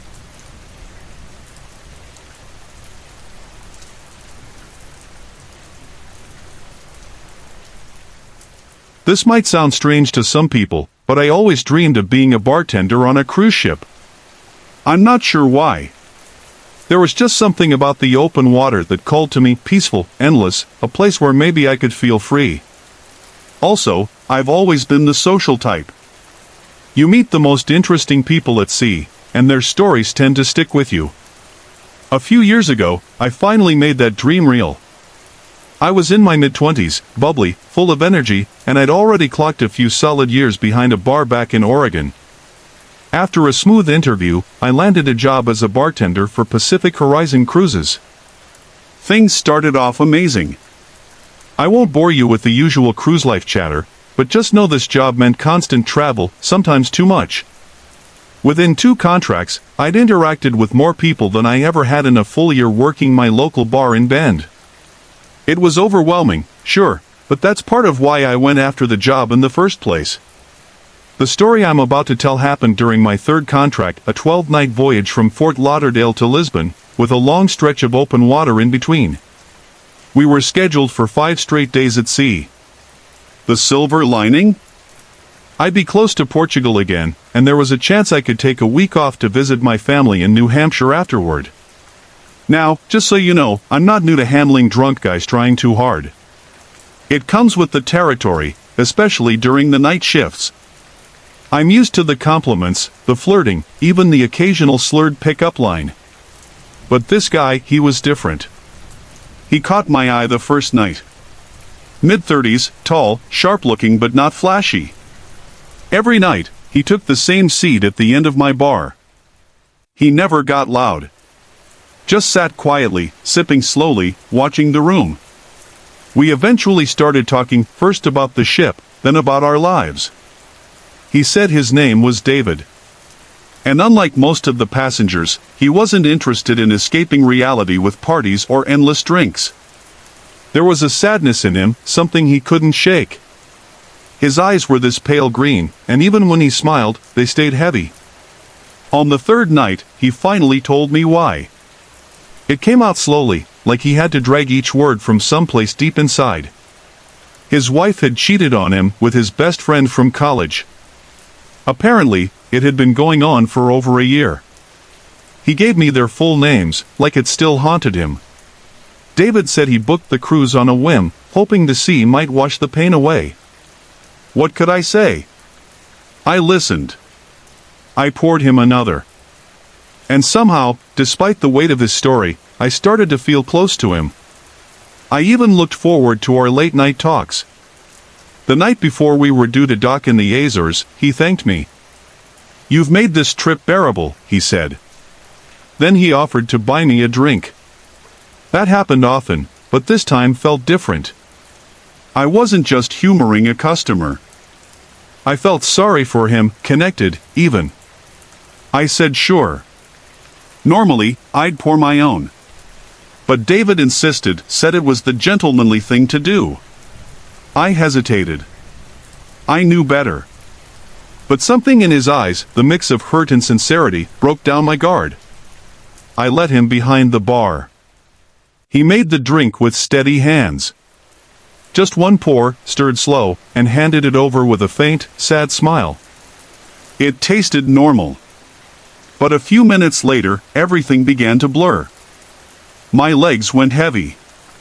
My arms felt rubbery. I tried to hold the bar but missed. The room tilted. I couldn't speak. Darkness swallowed everything. When I came to, I was in my cabin. At first, I thought I'd just passed out. But then I noticed the mess. Everything was torn apart, drawers open, clothes everywhere, like someone had ransacked the place. And I was tied to my bed. My wrists were bound with one of my own scarves, and there was a washcloth stuffed into my mouth. I started to panic, squirming until the bindings loosened just enough to slip a hand free. I yanked the cloth out and gasped for air. A wave of relief hit when I realized I hadn't been violated. My clothes were still on. Nothing felt wrong in that sense. But my room was wrecked. An hour later, someone from room service found me and called security. I'd been out for almost an entire day. The ship had already stopped and left Jamaica. I wasn't scared. I was furious. Furious at myself for trusting him. For letting my guard down. David, that liar, whoever he was, had played me. And I let him. Everything valuable was gone. My phone, my jewelry, even the old bracelet my mom gave me in high school. The safe was wide open. My suitcase had disappeared. So had he. I can still remember how serious the ship's security team got once everything came to light. Of course, they didn't alert the passengers, not their style, but behind closed doors, there was a full-blown investigation happening. They combed through security footage frame by frame, only to confirm what they'd feared: that man had disembarked earlier, during our stop in Silver Cove, Maine. He never came back aboard. Apparently, when he didn't show up at the dock by final call, the crew had no choice but to leave without him. Protocol, they said. Then they pulled me aside, asked me to keep my mouth shut. Offered me hush money. Said they'd handle it. Promised they'd find him. Eventually. They told me not to worry, after all, you need a valid ID to book a cruise. A passport, driver's license, something traceable. But what followed was a bureaucratic nightmare. Since the ship hadn't docked back in the U.S., there were legal hoops to jump through before American law enforcement could even be brought in. Canadian authorities were cooperative, at least officially. They did a surface-level investigation, checked local security footage, and sent out a few patrols. But deep down, I already knew Sebastian wasn't in Nova Scotia anymore. Weeks passed before the FBI finally got involved. Once they did, they found that every piece of identification the man used was real. A real name. A real passport. A real address. A real ghost. They visited the address first. A quiet duplex outside Buffalo, New York. The landlord said Sebastian had moved out about 6 weeks earlier, left the place spotless. No forwarding address. No personal items. Nothing. The only thing the landlord had was a phone number. But it was already disconnected. The feds checked every property in his name. Nothing. No bank accounts, no social profiles. His criminal record was clean. Not even a speeding ticket. They checked old employers. Everyone gave the same story: good worker, kept to himself, never caused trouble. He'd vanished. I couldn't wrap my head around it. How does someone disappear like that when you literally have their full identity? I was angry. At them. At myself. Maybe I could have done more. Or noticed something sooner. But if you think that's where the nightmare ends, you're wrong. It was just the beginning. I took an extended leave from my job with Northern Coastline Cruises. Thought I could put some distance between myself and that whole disaster. Instead, things only got worse. A month later, the first envelope arrived. No return address. No markings. Just a plain white envelope slipped under my apartment door. Inside was a single photograph of me walking to my car in the parking lot of a grocery store near my place in Albany. I felt like I couldn't breathe. The second envelope came a week later. This one was a picture of me inside a local mall, browsing through jackets. Candid. Unposed. Taken without my knowledge. They just kept coming. Each envelope held another photo. Another reminder. Another message: I see you. I stopped going out unless I had to. I skipped work. Stopped seeing friends. I was constantly checking over my shoulder, expecting to see him in the crowd. But I never did. It wasn't until the sixth photo that I finally went to the police. And yeah, you're probably wondering why I didn't go sooner. Honestly, I don't have a good answer. Maybe I was in denial. Maybe I thought it would stop. The cops took a report, but I could tell they didn't know what to do. There wasn't much evidence. No fingerprints. No camera catching someone dropping off the envelopes. Still, I needed them to know, in case something worse happened. And then, something worse did. One night, I was trying to sleep when I heard it. 3 sharp knocks. On my bedroom window. I live on the second floor. When the police came, they checked everything. Nothing. No footprints. No fingerprints. No broken screens or windows. But I knew it was him. Somehow, I just knew. That was it for me. I moved out the next day. Didn't tell anyone where I was going. Changed my number. Got a P.O. box. Installed cameras. Reinforced the doors. I erased every digital footprint I could find. And then, I waited. It's been 3 months. So far, nothing. I think he got what he wanted, to remind me that he could still reach me if he wanted to. My best guess? He must have unlocked my phone when I was unconscious on the ship. That's how he got all my information. The worst part of this whole thing isn't what he stole. It's not even that I had to uproot my life just to feel safe. It's that I lost something I loved. I've always dreamed of working on cruise ships, seeing the world, meeting new people. I used to love bartending. Now, I don't even know if I want to do it anymore. Funny how fast a dream can rot into a nightmare.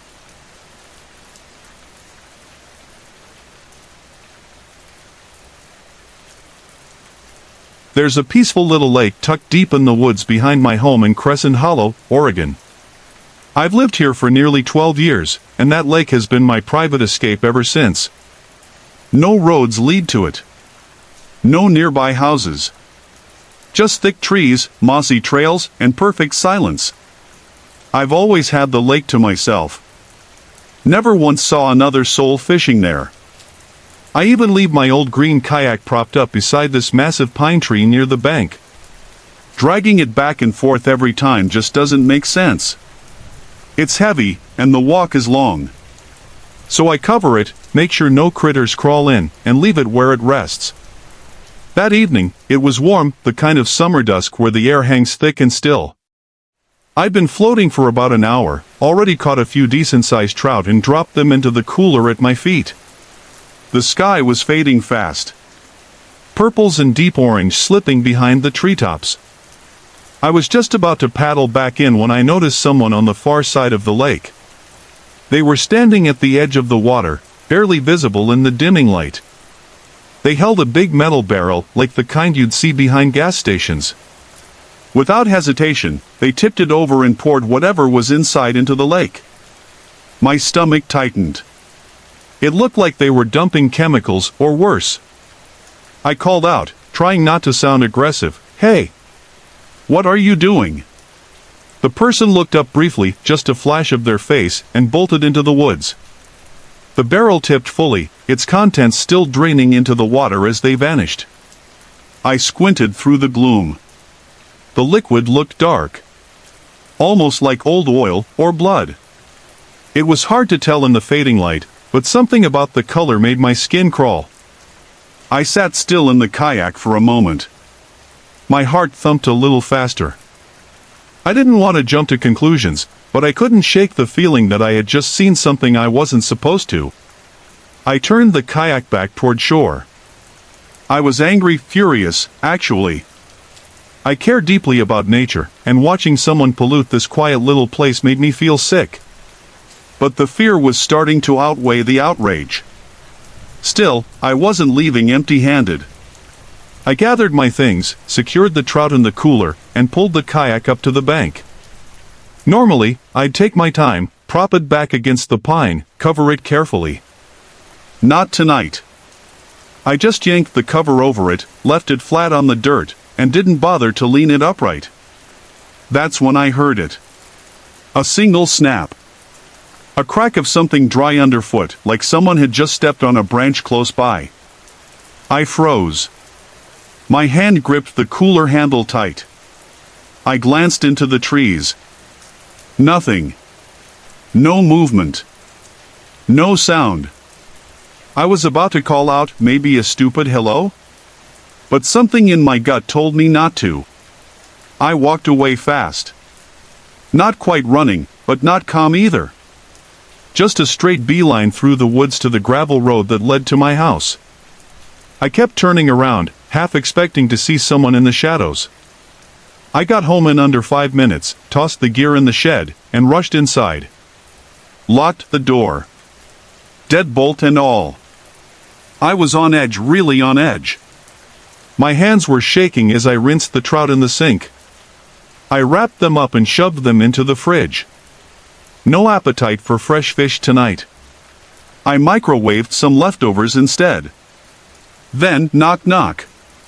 Someone was at the front door. The feeling I had earlier, the anxiety, the dread, it surged right back.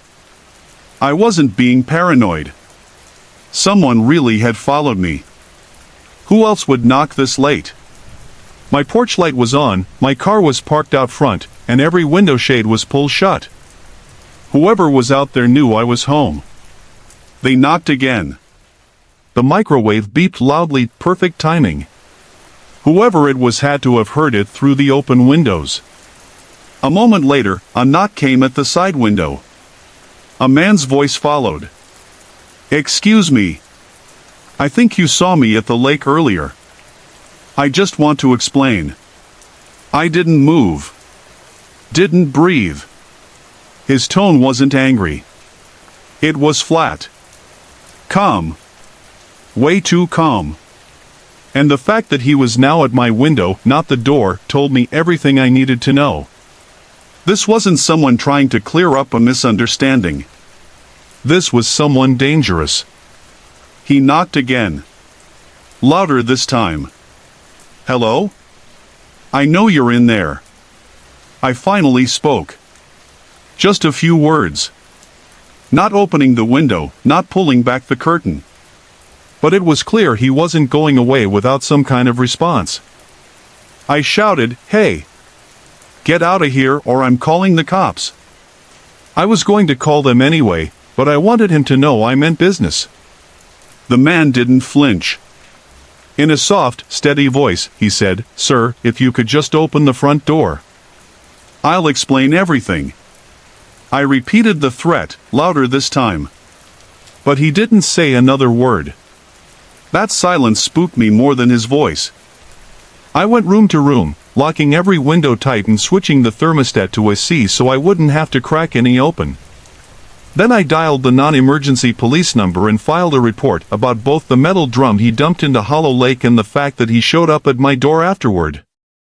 I didn't stop there. I also submitted an online report to the Department of Environmental Protection. It made me feel like I had done something, like I wasn't just sitting back and waiting for trouble. Still, thank God I'm a light sleeper. Around 2 a.m., I was jolted awake by the sound of glass shattering downstairs. I leapt out of bed and grabbed my Glock from the closet. Then I heard its slow, deliberate footsteps coming up the old wooden staircase. They were trying to be quiet, but every step gave them away. Heart pounding, I stood behind the dresser next to my closet, pistol raised, aimed square at the bedroom door. Mine is the first door off the stairwell, so I knew whoever it was would come to me first. And they did. The doorknob turned slowly, then the door creaked open. A man's shadowy figure entered, barely visible in the hallway light. I flicked on the lamp beside me so he could see my gun. "Get on the ground, now!" I yelled. He froze, hands lifted. He didn't seem afraid, just measured. Like he was calculating. Then I noticed the blade in his right hand. It wasn't big, but it was enough. "Drop it!" I shouted.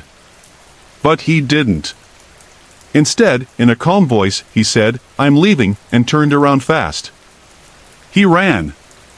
I yelled, "Stop," but he bolted down the stairs and out the front door. He must have figured I wouldn't shoot, and maybe he was right. I locked the door behind him and called 911, voice shaking. Then I saw it, the living room window was shattered, glass scattered across the hardwood floor. I stayed locked on that window until the officers arrived. I explained to them everything I'd already reported earlier. Because I was terrified the guy had come back to get rid of that barrel before daylight, I agreed to go with 2 of the officers to the lake. We brought flashlights, combed the area for over 20 minutes. But the barrel was gone. The man hadn't left a trace.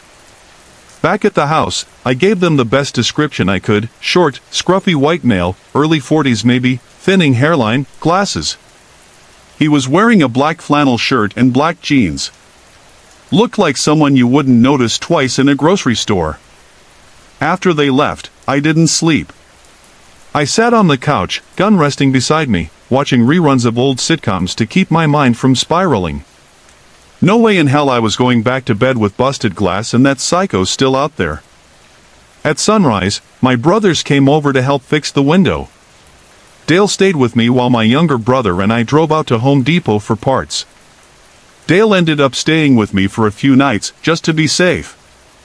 I know it sounds extreme, but my gut tells me that barrel had something awful in it. Maybe remains. Maybe acid.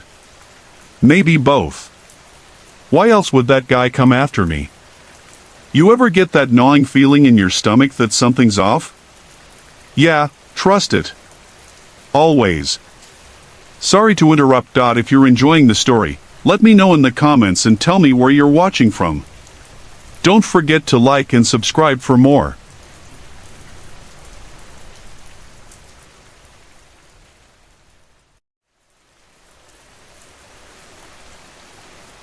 I knew deep down that if I had opened that door for that man, something awful would have happened. But this story isn't really mine, it's my dad's. Fishing's kind of a family tradition for us. Ever since I was little, the older guys in my family would take me out on the water every chance they got. My dad, my Uncle Mike, even my grandpa, it was their way of bonding. Being the youngest, I was supposed to follow in their footsteps and become the next great fisherman in the family. My dad and Uncle Mike were the most obsessed. Our garage looked more like a bait and tackle shop than anything else. Seriously, if you ever stepped into our place growing up, you'd swear we lived on the lake instead of next to it. But again, this isn't my story. It's his. And I've only seen my dad truly rattled once in my life, when he tells this. He doesn't bring it up often, but once in a while, someone at a cookout or family reunion will nudge him into telling it. And when he does, his voice changes. Like the memory's still raw. His name's John. One summer, he and Uncle Mike went out on a fishing trip with 3 close friends, Rick, Joe, and Benny. These guys were like brothers, grew up together in the same small town in upstate New York. They had planned the trip for weeks and left before dawn one Saturday morning.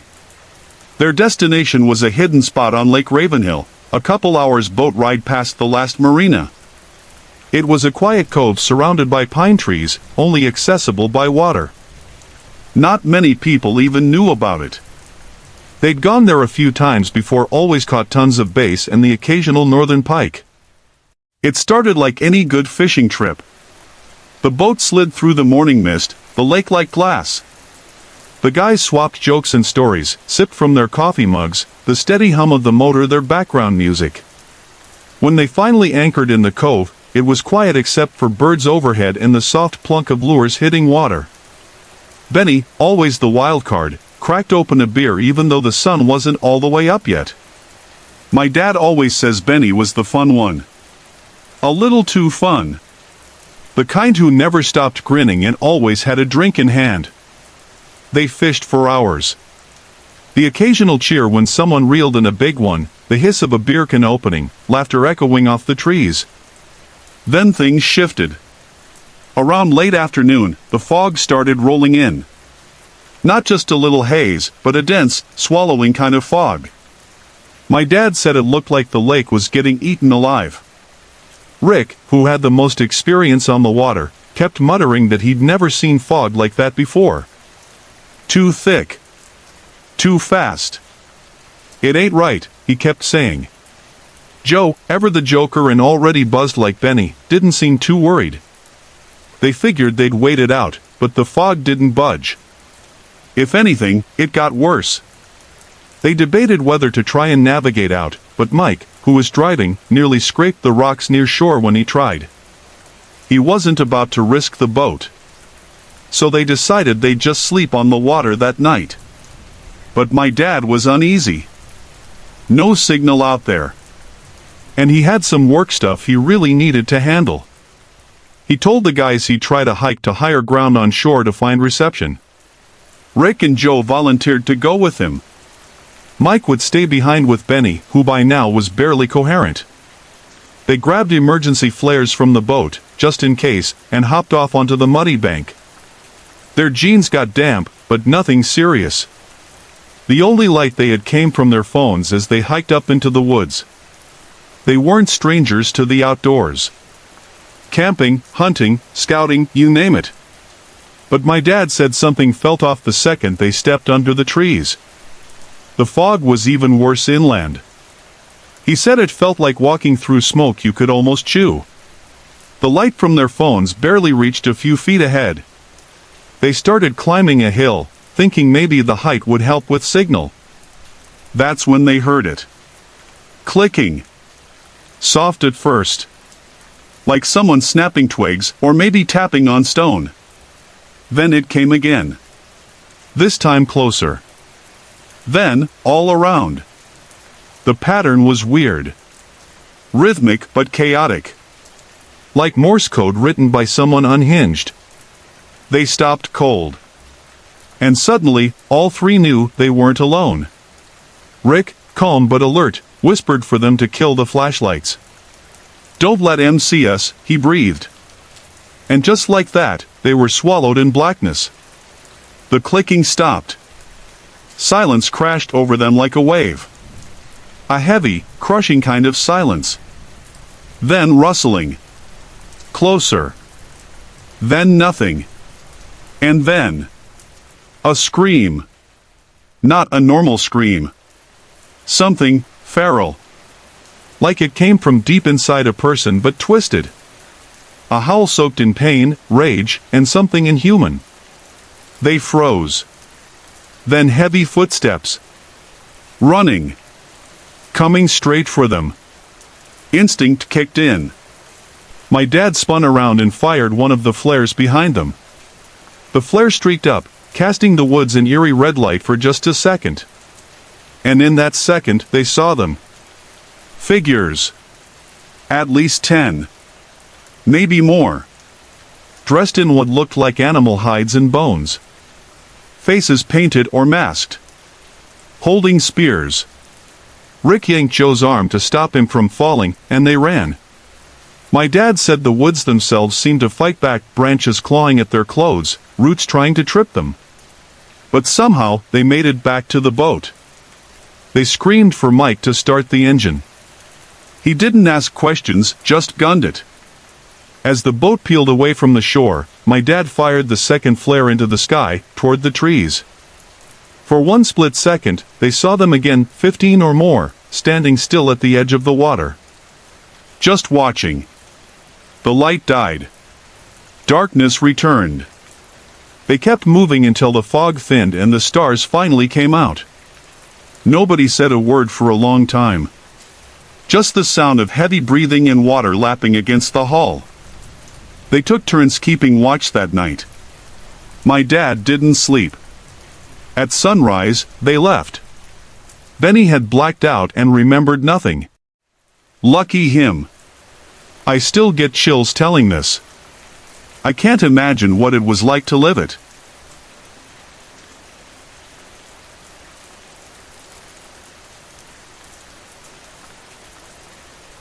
When I was a freshman at Pine Ridge University, I took this intro chemistry course that nearly broke me. The classroom had these long black tables, each set up in pods of 4. I sat at the far left table, second row from the front. Right next to me sat a guy named Mark. Mark was different. Very socially awkward. He gave off that intense gamer meets Reddit mod energy. To paint the picture, he was about 5 feet 8 inches, a little heavy set, with a scruffy, uneven beard that looked like it hadn't fully committed. But he was smart. Like, scarily smart. Especially when it came to chemistry. He noticed I was struggling early on and started helping me out. We talked a bit before class sometimes. At first, it was just about assignments, formulas, balancing reactions. Eventually, he started offering to do my homework. And yeah, I let him. He even let me copy during quizzes. I know it wasn't right, but I was drowning, and he seemed to enjoy helping. He never gave off any flirtatious energy. He just came across as shy. Quiet. At one point, he asked for my number so he could send me notes and reminders. I gave it to him. I mean, the guy basically dragged me to an A. Fast forward to the last day of class. That's when Mark threw me a curveball. He waited till after lecture and asked if I wanted to grab dinner sometime. Like, a date. I was stunned. I had never once thought of him that way. Not even close. But I didn't want to be mean, he'd helped me so much. So I lied. Told him I was heading down to Florida for 2 weeks, some made-up family trip to St. Augustine. He nodded, slowly, and said, "Maybe when you're back?" I faked a smile and said, "Sure, maybe." The whole vibe turned weird after that. I left straight for my car and went home. That night, my girlfriends and I went out to this bar near campus. It was Thursday ladies' night and we were all just trying to let loose. Midway through drinks, I got a text from Mark. "When are you flying to Florida?" I showed my friends and we laughed about how I'd gotten a free A but might now be stuck in an awkward almost date situation. They teased me about saying yes, just to be nice. I shrugged it off and said I'd answer him later. But I never did. Next morning? 2 new texts. One just said? The other, "So you're ghosting me now that you don't need me?" I replied with, "Sorry, I was packing. I leave today." He responded right away. Okay. I thought that was the end of it. That night, my friends and I went out again, this time to a little place called the Pine Room. Cozy, lots of neon, live music. We were dancing and laughing when my phone buzzed again. It was Mark. "Thought you said you were flying to Florida tonight." My stomach dropped. My hands went cold. I showed the message to my girls. Their faces went pale. One of them asked, "Is he here?" I scanned the bar. Dim lights, crowded dance floor. I didn't see him. But still, I had this icy feeling in my gut. I texted back, "What do you mean?" His reply came quick. "Nothing. Forget it. I just don't like liars." I didn't respond. I was shaking a little. We all left the bar early. I drove home. My parents were out of town, so I was alone in the house. I double-checked all the locks. Around 1 a.m., just as I kicked off my shoes, I heard knocking. Not timid. Not rushed. Just steady. I froze. My heart raced. I crept to the front door and called out, "Who is it?" "It's me." It was Mark's voice. I wanted to scream. I shouted, "You need to leave. My dad's asleep upstairs, and he'll call the cops." Silence. Then footsteps, fading. I stayed frozen for what felt like hours. I texted everyone. My parents. My friends. No one was awake except one of my roommates, who told me to call the police. I said I would go in the morning. But before sunrise, at around 3 a.m., my phone buzzed again. This time, it was a wall of text. Here's what it said. "I'm feeling a lot of emotions right now.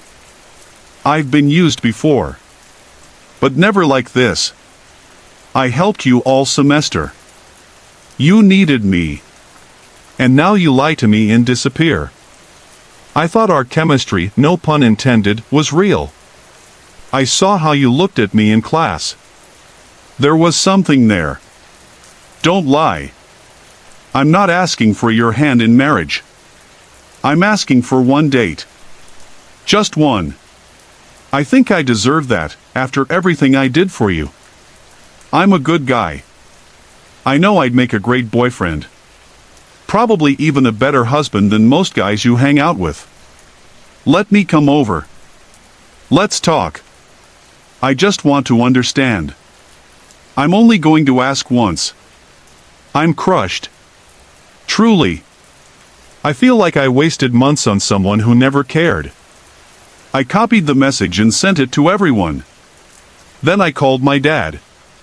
He answered on the second ring. I was crying. He didn't even wait, he read the message and immediately started calling Mark. Over and over. He left voicemails. Sent his own threatening text. Mark never replied. Didn't answer any calls. Not from my dad. Not from me. Not from the police, who I went to see the next morning. Yes, I went straight to the station with screenshots. The officer I spoke to took it seriously. They said they'd contact him. But Mark disappeared. He didn't respond to any outreach from law enforcement. He stopped showing up to campus. Didn't even show up for finals. He just vanished. Some say he dropped out. Others said he transferred. I never saw him again. But I never forgot. The cold text messages. The knock at the door. The feeling of being watched. That's how I learned what it feels like to be stalked by someone who thinks they're entitled to you just because they helped you once. What would you have done in my place?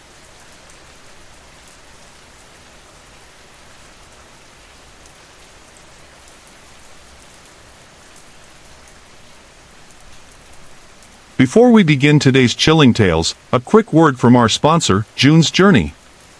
If you're a true crime buff or murder mystery fanatic like me, this game will be your new favorite escape. June's Journey is a free-to-play hidden object mystery game set in the glamorous 1920s. Each level invites you into a rich, vintage world filled with clues and secrets.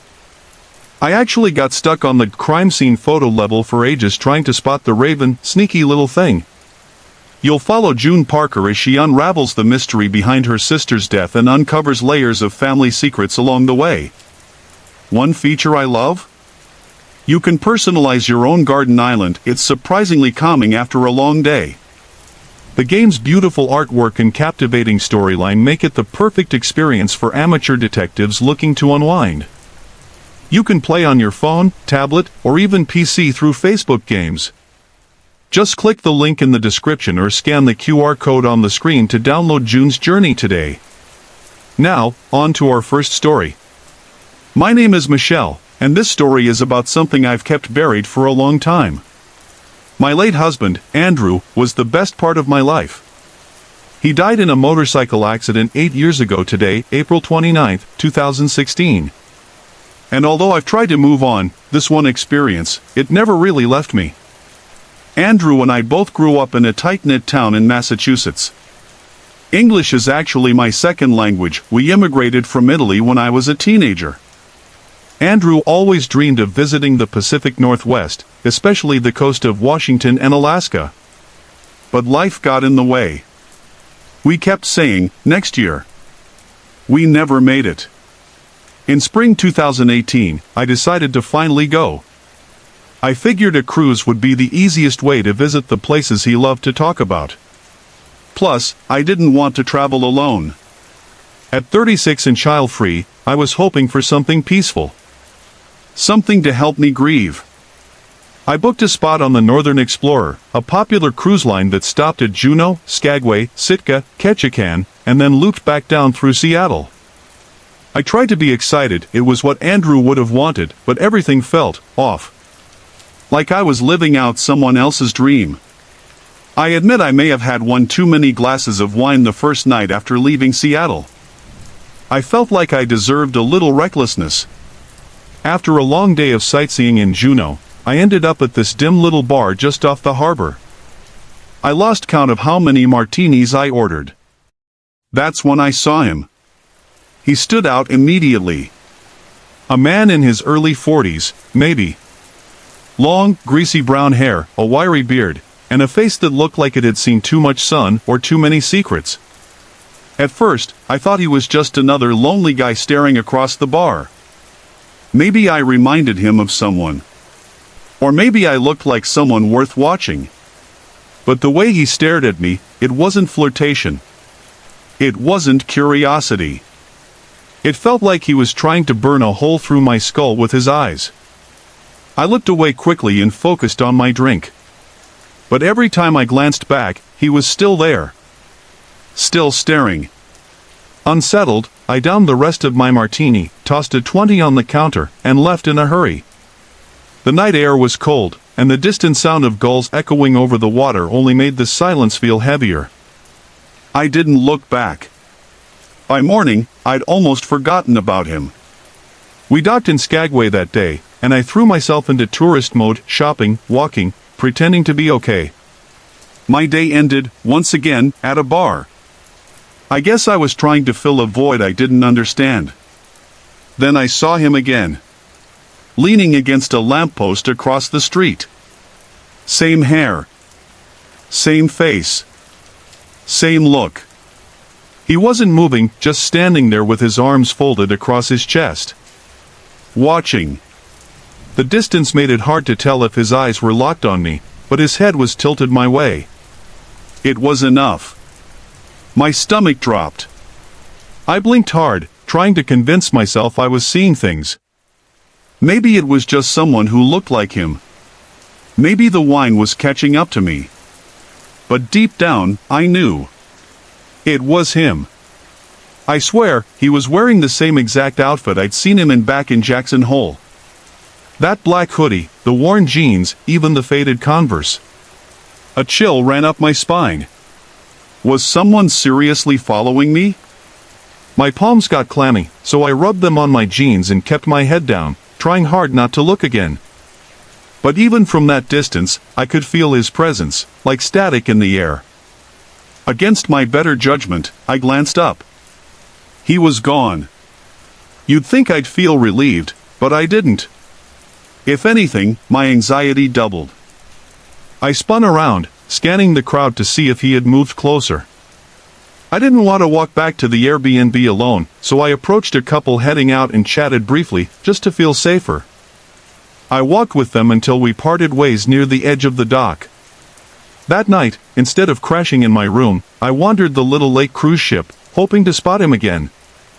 I searched every deck, every bar, even the quiet library lounge tucked away near the stern.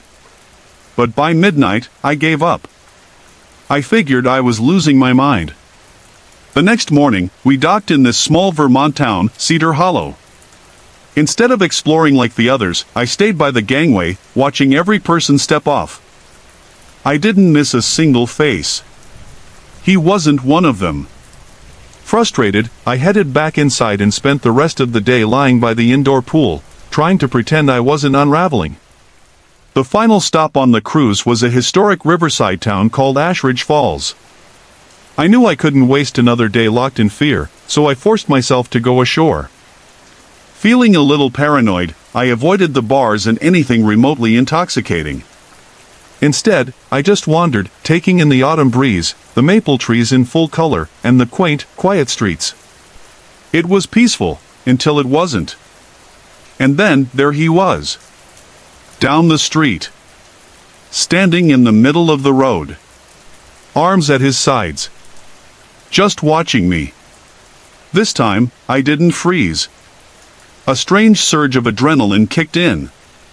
My heart was pounding, but I felt bold. Angry, even. "Hey!" I shouted, starting toward him. He didn't respond. Just turned and ran. What kind of person runs from being seen? It felt unreal. Like I was chasing smoke. He turned a corner, and I sprinted after him. I barely caught sight of him again, slipping down a side alley. I turned that corner too, and nothing. He was gone. Just gone. Like he'd vanished into the bricks. I couldn't sleep that night. When the ship docked in New York the next morning, I was relieved to be heading home. But back in my apartment, his face haunted me. Like static at the edge of a dream. I opened my laptop, determined to make sense of what I saw. I didn't even know what I was looking for, really. Police reports? Local news? I combed through everything. Nothing. Then I stumbled onto a missing persons database. I kept scrolling. And then I found it. Right in the middle of the page, a missing person flyer with a photo that stopped me cold. It was him. Same eyes. Same jaw. Same crooked half smile. I sat there frozen. And then I saw his name and my breath caught. His first name was Andrew. Just like my husband. It was a cruel, sick coincidence. Still, I called the local police department and told them what I'd seen. The operator thanked me and asked me to hold. A few minutes later, she came back and asked in a quiet voice, "Ma'am, are you certain it was him?" I said yes. No doubt in my mind. There was silence. Then she said, "That case was closed about a month ago." I asked why. She told me Andrew had been found dead, his body recovered after a boating accident off the coast of Maine. The date of death? Exactly 2 years to the day after my husband passed. I hung up the phone, my entire body trembling. The room spun a little, and I felt like I might pass out. Was I losing it? Had I imagined everything? And then, something else hit me like a cold slap in the face. The only stop where I hadn't seen him? Maple Glen. That tiny town wasn't even in the US. It was on the Canadian side of the lake. I've never believed in ghosts. Still don't. But after all this, I've tried to explain it every way I can. I've ruled out hallucinations, déjà vu, trauma triggers. Nothing makes sense. Last summer, my niece got married in Manhattan, and the reception was at a rooftop bar overlooking the city. Guess who I saw? Just for a second. By the bar. In that same hoodie. Same jeans. He didn't move. Just stood there. Looking straight at me. To be honest, the place was packed, people were drunk, the lights were low, maybe I imagined it. Maybe it was just a guy who looked like him. But I made a promise to myself that night. I'm never going near that part of the Northeast again. Sorry to interrupt. If you're enjoying the story, let me know in the comments and tell me where you're watching from. Don't forget to like and subscribe for more.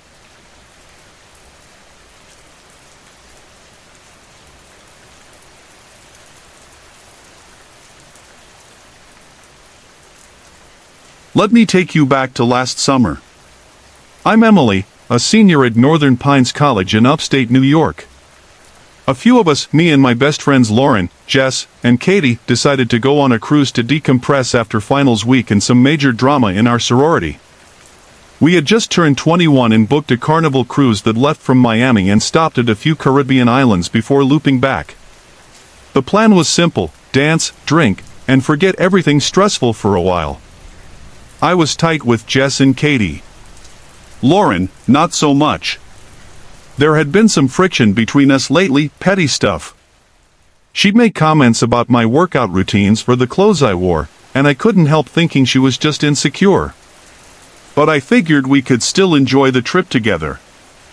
Our first stop was Coral Key, this bright little island with bars lining the beach. We got way too drunk that day. We were giggling, leaning into the salt breeze, flirting with guys to get free shots, and soaking it all in. At one point, Katie asked me to grab her another drink. I headed to the bar, ordered a couple, and she came over to grab hers. Before heading back, I asked her to wait for a quick selfie. I held up my phone, and we snapped a few shots with our drinks. But then, someone called her, probably Lauren, and in her tipsy state, she ran off, leaving her drink behind. Not wanting someone to swipe it, I set my phone on the bar, picked up both drinks, and walked back to our table, joking with Katie about her scatterbrain. By the time the ship was boarding again, I was still smiling from the night. But the second the cruise started moving, I reached for my phone and froze. It was gone. I panicked. I felt my stomach drop. I knew exactly where I had left it. That bar. I wanted to scream. I had left my phone on the first day of the cruise, and now I was stuck without it. Back in the room, I yanked open my laptop and logged in to find my iPhone. I fully expected it to be pinging from Coral Key, but weirdly, it wasn't. It was still on the ship. I couldn't get a precise location, but seeing it somewhere on board gave me a flicker of hope. I ran down to guest services and asked about lost and found nothing. They hadn't seen any phone matching mine. My relief vanished. Who would keep a phone and not turn it in? Back in the room, I was in tears. Jess tried to calm me down, saying I should let it go and enjoy the rest of the trip. I tried. I really did. It was strangely freeing not having a phone, at least for a bit. But the next day, I got curious again and checked the location. This time, I was sitting on the top deck, reading. The phone signal was right on top of me. I started looking around, scanning faces. So many people. Anyone could have had it. I told the girls, and they were all shocked except Jess. She had this weird smirk, like she was holding back laughter. I brushed it off. Maybe it was nothing. That evening, we found ourselves in the game lounge at the back of the ship, playing air hockey and arcade games. I opened my laptop again, and once more, my phone was nearby. Practically in the same room. Now I was angry. It had to be someone in our group. Jess was still grinning at odd times, and I snapped. I confronted her, showed her the location on my laptop. She rolled her eyes and called me careless for losing it in the first place. I lost it, screaming at her in front of everyone. She mocked me, pulled her purse open to show it was empty, and tossed her jacket aside to prove she wasn't hiding it. Nothing. No phone. I was so embarrassed and furious, I locked myself in the cabin and sobbed. For the next 2 days, I kept to myself. No dinners, no excursions, just sulking and obsessively refreshing my phone's location.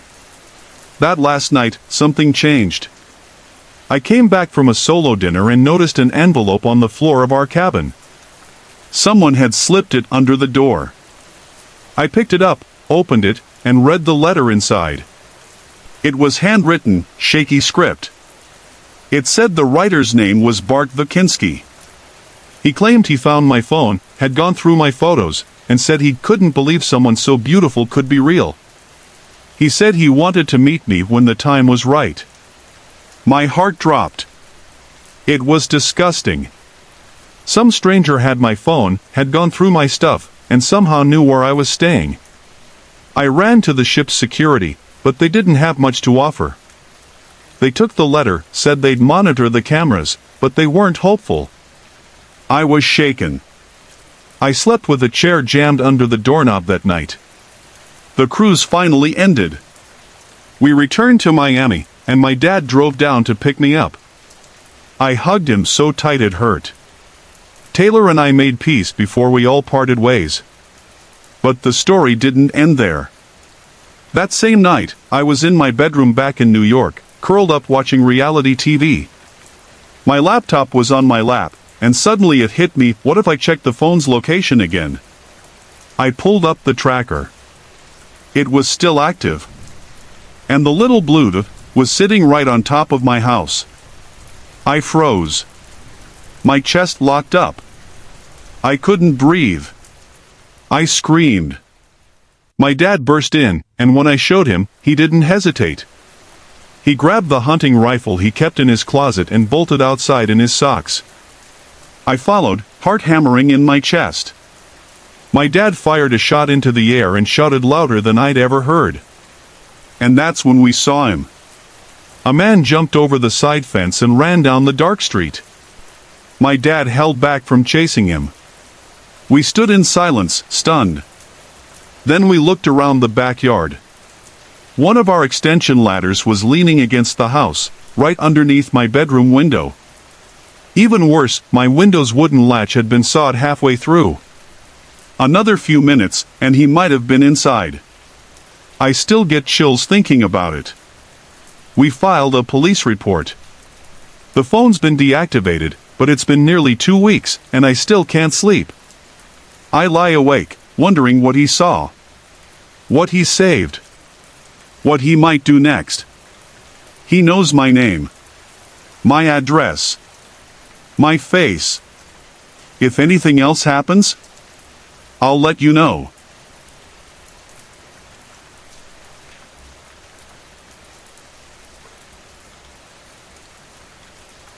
Let me tell you about the most unsettling thing that's ever happened to me, something that started as a simple fishing trip and ended in a way I never saw coming. I've always gone through these obsessive phases, new hobbies every year or so. I'd get super into one thing, give it my full attention, then eventually drift on to the next.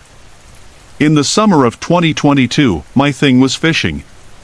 My folks own this old lakefront cabin up in Pine Hollow, a quiet town tucked into the Blue Ridge Mountains. It's about an hour and a half from where I live now, but growing up, we spent summers there. The property backs up to a narrow stretch of lake, and there's a little dock out back that leads to an aluminum john boat. That summer, a couple of my buddies, Kevin and Aiden, and I made regular weekend trips out there. Kevin's the real outdoorsy one. He's the reason I got into fishing in the first place. By the time October rolled around, we were still itching for one last run before the cold really set in. The john boat had been pulled for winter maintenance, so Kevin suggested we hit some local piers and fish from the shore instead. The plan was simple: pack our gear, drive up Friday afternoon, and try our luck overnight. Word was that striped bass were moving through in the fall, Kevin's favorite. We got in late Friday, unpacked our coolers, rods, and folding chairs, then tried a couple piers around the lake. By nightfall, the only one who caught anything was Kevin, and even that was a little guy. Frustrated but not ready to call it quits, Kevin said he knew a more secluded spot, one of those locals-only beaches tucked deep into the forest preserve, about 20 minutes south. We loaded everything into the back of my truck and followed a gravel road through rows of tall pine. There were no houses, no lights. Just thick woods on either side and an eerie calm you could feel in your chest. The road ended at what looked like a clearing, maybe an old ranger lot or just an overgrown pull-off. Kevin said we'd have to walk about 5 minutes to reach the water, so we packed everything in one go: 2 coolers, 3 rods, our folding chairs, snacks, and a speaker. The trail opened up into a wide, lonely stretch of sand. It felt like a pocket of wilderness time forgot. We set up near the water, jammed rod holders into the beach, and cracked a couple beers. Kevin clipped these little bells to the ends of our rod's old-school strike indicators. That way, if a fish hit, we'd hear the jingle. The vibe was perfect. Stars overhead, music playing, nobody around for miles. Within a couple hours, all 3 of us had reeled in solid catches. Our mood turned around quick. But then, something changed. Aiden was mid-sentence when he suddenly stopped and looked off to the left. He turned the music down and squinted toward the tree line. "You guys hear that?" he asked. Kevin and I shook our heads. "Hear what?" "I thought I heard someone yell. Like a yo or hey. Came from over there." We paused for a bit. Wind rustled through the dunes, but that was it. Maybe it was a fox or an owl, or maybe Aiden was just spooked. We laughed it off, and soon enough, things felt normal again. A few minutes passed, and I was just baiting up a new hook when I caught movement out of the corner of my eye, something dark along the shoreline. I figured it was a deer at first, but as it got closer, we realized it was a person. A man. He walked right up to us. No flashlight. No phone. Just appeared out of the darkness like he'd always been there. He looked to be in his 40s. Pale face. Sunken eyes. Wore a dark windbreaker with the hood up and some kind of ball cap underneath. His boots dragged softly in the sand as he approached, stopping just short of our gear. we all went quiet. I finally broke the silence with a casual, "Hey, what's up?" The man stared at us for a good 10 seconds, like he was sizing us up. Then, in a flat, gravelly voice, he said, "What are you boys doing out here?" Kevin gestured to the rods. "Just fishin', man." The guy gave a slow nod. Didn't say another word. He just stood there, eyes scanning the water, our rods, our cooler. You could feel the tension hanging heavy in the air. Then one of our bells rang out. "Got a bite," I said, half to my friends, half to the guy, hoping the sound would break the awkwardness. I walked over and reeled in a small striper. When I turned back, the man was gone. No sound. No goodbye. Just disappeared into the night. We sat there stunned for a moment, checking our stuff to make sure nothing was missing. Eventually, we brushed it off. Maybe he was just a weird local. We left the music off, though, just in case. We cracked a few more beers and tried to get back into the rhythm of things. But the peace had faded. Then I heard it. A distant alarm, echoing through the trees. It was faint at first but got louder. My stomach dropped. It was my truck. I knew it was mine. We were the only ones out there. No other cars. No houses. Just that gravel lot in the woods. Panic set in. We bolted down the trail, hearts pounding, feet slipping in the soft sand. It felt like the longest 5 minutes of my life.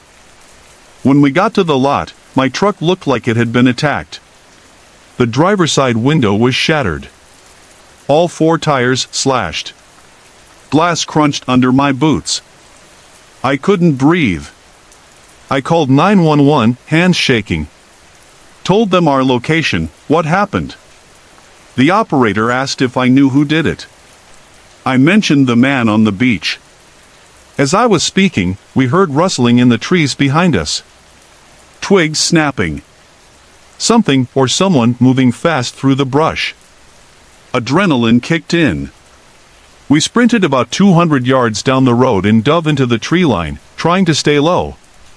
I stayed on the line with the dispatcher, whispering our location. "Stay hidden. Stay quiet," she said. Within minutes, 2 sheriff's cruisers tore down the road, red and blue lights slicing through the trees. We flagged them down from our hiding spot and led them back to the truck.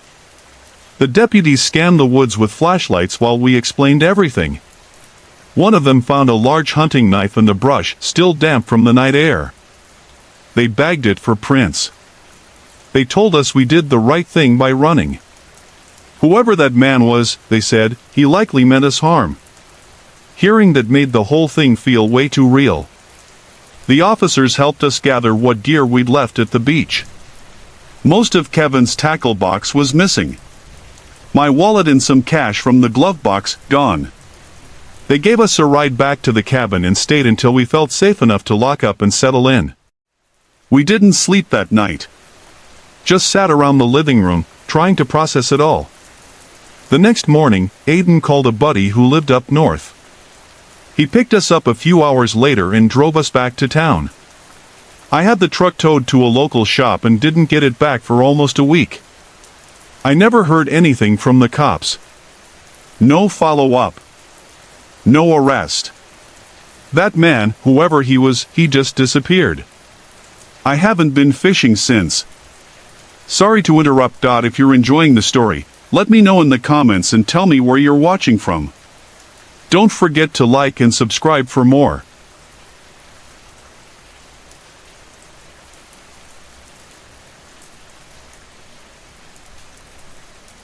This happened when I was serving in the U.S. Air Force, stationed at a base in rural North Carolina. I won't say which base, but if you've ever been there, you might recognize it just by the details alone. This all happened a few years after I'd first been assigned there. I arrived in 2006. Like most newcomers, I was immediately bombarded with ghost stories from older airmen. One tale was about a shadowy man in a top hat who wandered down a narrow dirt path past the storage yards at night. Another was about some deranged guy who got hit by a patrol truck and vanished into the woods nearby. But the one that stuck with me, because I lived it, was about a little girl. I first heard it on my second night shift. I was partnered with a guy named Staff Sergeant Mitchell, who had been there for years. While we were on patrol, he told me about a young girl who supposedly died there back when they were building the storage compound. She was visiting her father, who was part of the construction crew. According to the story, she had been climbing on one of the unfinished structures and slipped from the top, falling to her death. Mitchell admitted the timeline didn't quite make sense, but that didn't make it any less creepy. To make things worse, he took me to the exact spot where it supposedly happened, an old, fenced-off section of the compound we referred to as Echo Street. He turned off the truck, killed the music, and just let the silence sit there like fog. He spooked me a couple of times for fun, but nothing weird actually happened that night. Skip ahead 3 years. It's 2009. I was assigned to patrol that same storage compound again, Echo Street included. By now, most of the area had been decommissioned, but we still had to do physical checks a few times each night. That shift was a mess from the start. Our normal SUV was down for repairs, so we were handed a clunky, old cattle transport truck. Yes, really. I know it sounds ridiculous, but that vehicle becomes important later. Anyway, we were supposed to perform 3 random patrol sweeps throughout the night. By 4 a.m., we had already completed 2 rounds with no issues. The last check was scheduled for just before sunrise, so we piled into that loud, groaning truck and headed out. To enter the compound, we had to unlock and drive through 2 heavy-duty gates. My partner that night, Airman First Class Jameson, was driving. I was in the passenger seat, scanning locks and fence lines with my flashlight. When we finished the regular loop, we turned down Echo Street for the final check. We'd been talking most of the night, just making jokes to stay awake, when I felt it. That shift. It's hard to explain, but something changed in the air. The mood flipped. I couldn't hear the truck's engine as clearly anymore. Even the faint country station we had playing on the radio seemed to muffle into the background. We were halfway down Echo Street, passing the same structure from the story Mitchell told me years earlier. And I swear to God, even typing this now brings tears to my eyes. I was staring out the window, trying to stay alert, when I heard it. A moan. Low. Drawn out. Like someone in pain. It was soft but distinct, coming from the middle seat of the cab, right between us. It didn't sound human. It reminded me of that awful sound from The Grudge. Like someone inhaling while choking. I snapped my head toward Jameson and barked, "Dude, cut that out." He blinked at me, confused. Am I going too fast? I paused, hand midair, listening. There it was again. He stopped talking. I reached down, shut off the radio, and whispered, "Do you hear that?" He let off the gas, and we coasted. For a moment, all we could hear was the soft hum of the truck and the occasional creak of the metal cage behind us. Then we both heard it. That same moan. But louder this time. It felt like it was inside the truck with us. Jameson looked at me, his eyes wide. What the fuck is that? We didn't move. We didn't even breathe. The noise came again, guttural and desperate, like someone gasping for air through crushed lungs. And now it wasn't just in the cab. It felt like it was around us. Outside. Inside. All at once. The metal gate on the back of the truck clattered as we rolled forward, and the engine gave off its usual low rumble. But layered in between those sounds was that groan. As if someone or something was riding with us. Or circling us. Or both. Jameson didn't say a word. He just slammed the truck into drive and peeled down Echo Street. I've never seen someone take a turn that sharp in a truck that big. The tires squealed, and we nearly rolled into a drainage ditch, but neither of us cared. We just wanted out. When we reached the gates, I jumped out before the truck even stopped moving. Jameson kept the headlights fixed on me as I threw open both heavy gates. He gunned it through and waited for me to close them again. Once we were out, we didn't speak. We just drove straight back to the main base like our lives depended on it. Back at the checkpoint, we requested an emergency meeting with our flight chief. Honestly, we expected him to laugh us off or accuse us of being overtired. But when we sat down and explained what happened, he looked us both dead in the eye and said, "I believe you." He pointed behind us, toward the brig, and added, "I've had it happen to me twice, once on Echo Street, and once back there." We just stared at him. I've heard people say that memory fades over time. But I can still hear that moan. Still feel the way it crawled down my spine. Still remember how Jameson looked like the blood had drained from his face. He was normally the guy who cracked jokes to lighten the mood. That night, he didn't say a word for the rest of the shift. I went back to that compound only once after that. But I never drove down Echo Street again. And never at night. Back in the late 70s, I served as a communications specialist in the U.S. Army. This happened during a cold weather training assignment, not overseas. I was just out of high school, barely 18, and didn't know much about anything except that I had a job to do. Our unit was sent to a remote site deep in the Adirondacks, somewhere outside a quiet little place called Pine Lake, New York. It was the kind of town with one gas station, a diner, and nothing else for miles. We arrived on a Friday night after a long ride in military trucks. The air was wet and heavy from the freezing rain that had just passed. Mud clung to our boots like glue. I remember how the forest smelled like mold, pine, and something sour that reminded me of a backed-up drain. Our barracks were little more than drafty wooden cabins. That first night was uneventful, though we all felt a weird tension in the air. Our instructors told ghost stories over black coffee, warning us not to wander off at night. I figured they were just trying to mess with us. The moon kept peeking through the clouds as we sat around the stove in the common room, telling jokes and trying to keep warm. I mostly stayed quiet. I was more technical than social. My job was to manage radio communications between the unit and command. That meant lugging around a massive radio pack with antennas sticking out like dead tree branches. After a few days, I was reassigned to a different squad.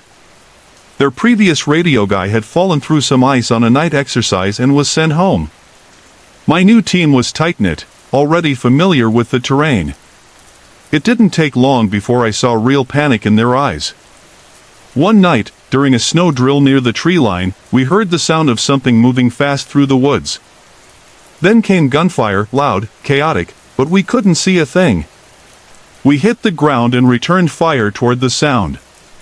The whole thing lasted maybe 2 minutes. When it was over, we found 3 intruders, likely part of a rogue militia group we were told to be on alert for.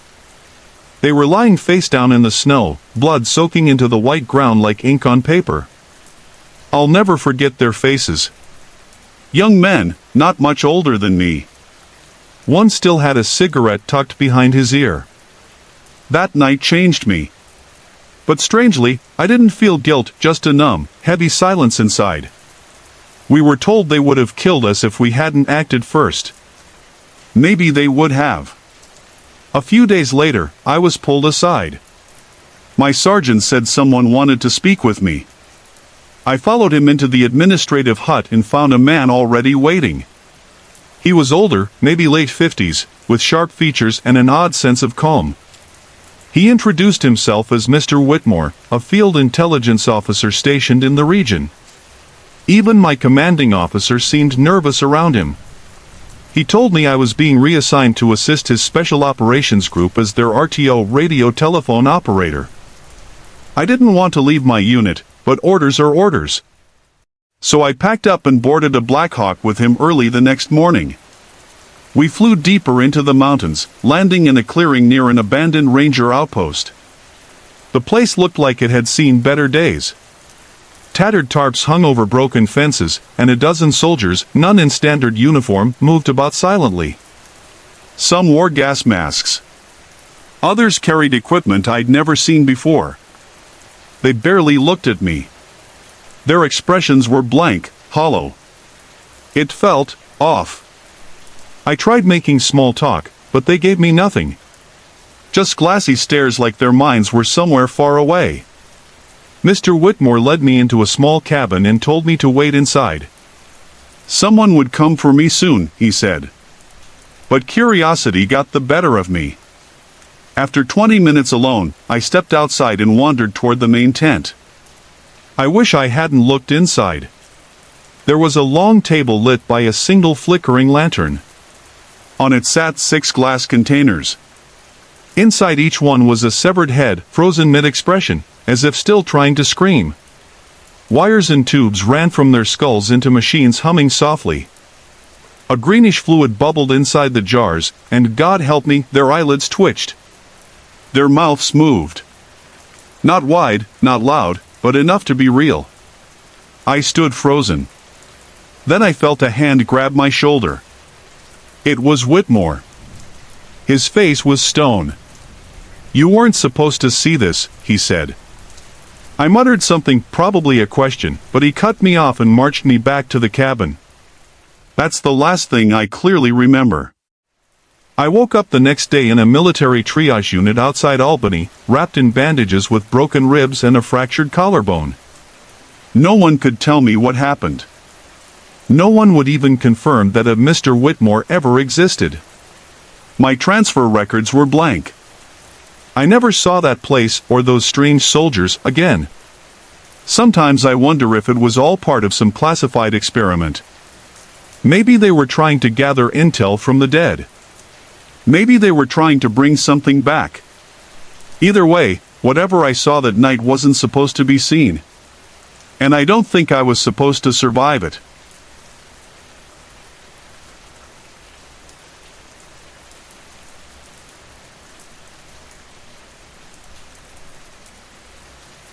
Before we dive into the viewer-submitted stories, I want to share something that happened to me not too long ago. It reminded me that the scary stories I tell aren't just fiction or other people's experiences, they can happen to me too. I was staying at a buddy's place to watch his dog. He lives just outside Asheville, up in the mountains. The air's clean, it's quiet, maybe a little too quiet when you're alone. But first, let me tell you about something a bit more pleasant, Scentbird. It's a fragrance subscription that makes it super easy to explore new designer scents every month. I tried Scentbird, and it's honestly been a game changer.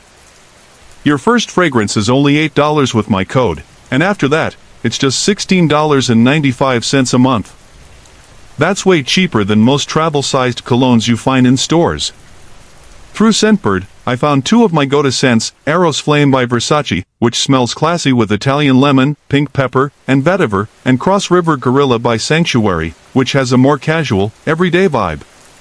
If you're just getting into fragrances and want to try high-end stuff like Prada or Gucci without the commitment of buying full bottles, Scentbird is the way to go. Just scan my QR code and use code 55nightmare to get 55% off your first month. Now, back to the nightmare. I grew up in a rural town in northern Michigan. Think cornfields, dirt roads, and lots of empty space. If you like being alone with your thoughts or just being alone, it's the place to be. Me? I couldn't wait to get out. Once I got a car and saved enough money, I moved closer to the city. My parents sold that property about 5 years ago, but when I was 13, we still lived there. The house sat on a 3-acre lot, and behind it was this big, metal-sided storage shed where we kept all kinds of gear, riding mower, tools, old furniture. I had chores, responsibilities. My parents trusted me. One weekend, they went out of town. I was in the living room playing Vice City on my old PS2, fully zoned out, when I heard a loud metallic bang. It came from the yard, maybe out near the shed. I jumped up and ran from window to window, scanning the property. Everything looked normal, until I reached the back window. The door to the shed was wide open. Now, that door? It was heavy. There's no way the wind blew it open. I grabbed the rifle from the front hall closet, just a .22, but still, and stepped outside, calling out, "Who's in there?" No response. I walked through the cold grass, heart pounding. Before stepping inside, I warned again that I had a gun.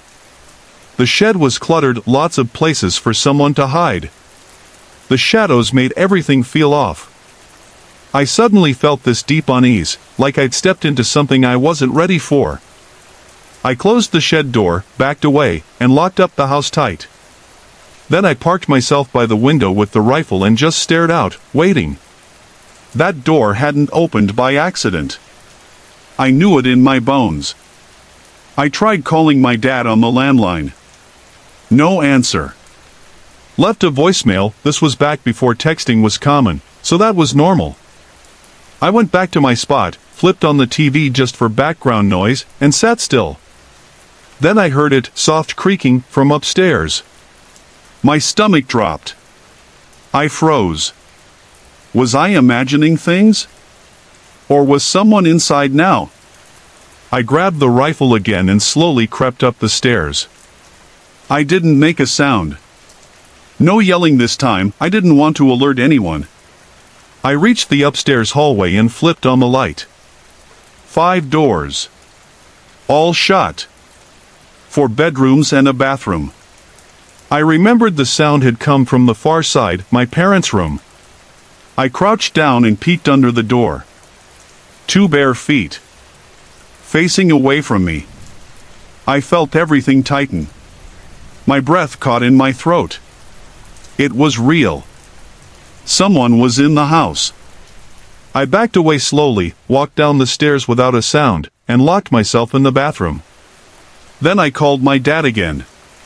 Still no answer. Left another voicemail. I called again. Nothing. Finally, I did what I should have done from the start. I called 911. I whispered everything to the dispatcher, who told me to stay quiet and stay hidden. I had her on the phone, trying not to shake, when I heard footsteps descending the stairs. They came straight to the bathroom door. Whoever it was, he knew exactly where I was.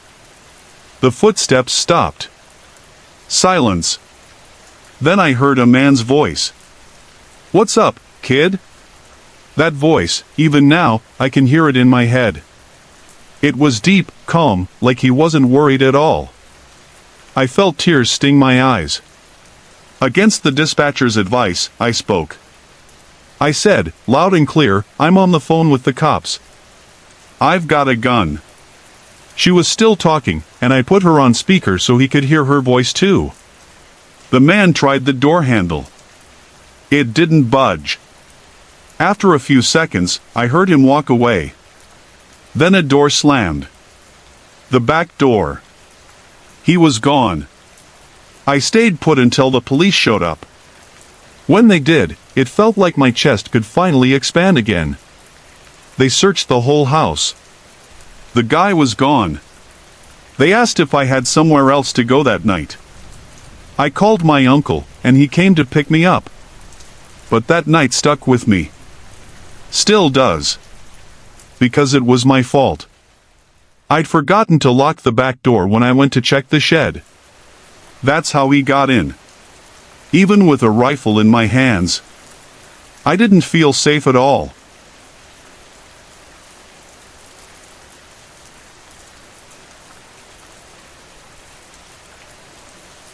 They say nothing bad ever happens in Silver Hollow.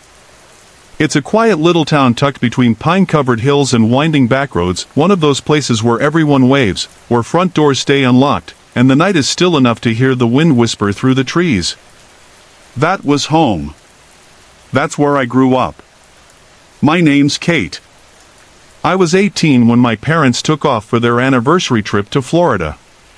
A full week in the Keys. My older sister had already moved to California, so for the first time, I had the house all to myself. The house sits way back off Millbrook Road, surrounded by woods on all sides with a gravel driveway leading up to it. All the homes on that road are spaced out by acres. No sidewalks. No streetlights. Just blacktop and trees. At night, it feels like you're the only person left on Earth. Everyone in Silver Hollow knows each other. You see the same folks at the diner, the general store, the post office. When I got older and started going out, I realized the same faces showed up at the bar, too. It's that kind of town. Anyway, it all started on a Wednesday. I was getting gas at Harper's Corner, a little station just outside town limits, when a black Jeep Cherokee pulled in beside me. A man got out. Goatee.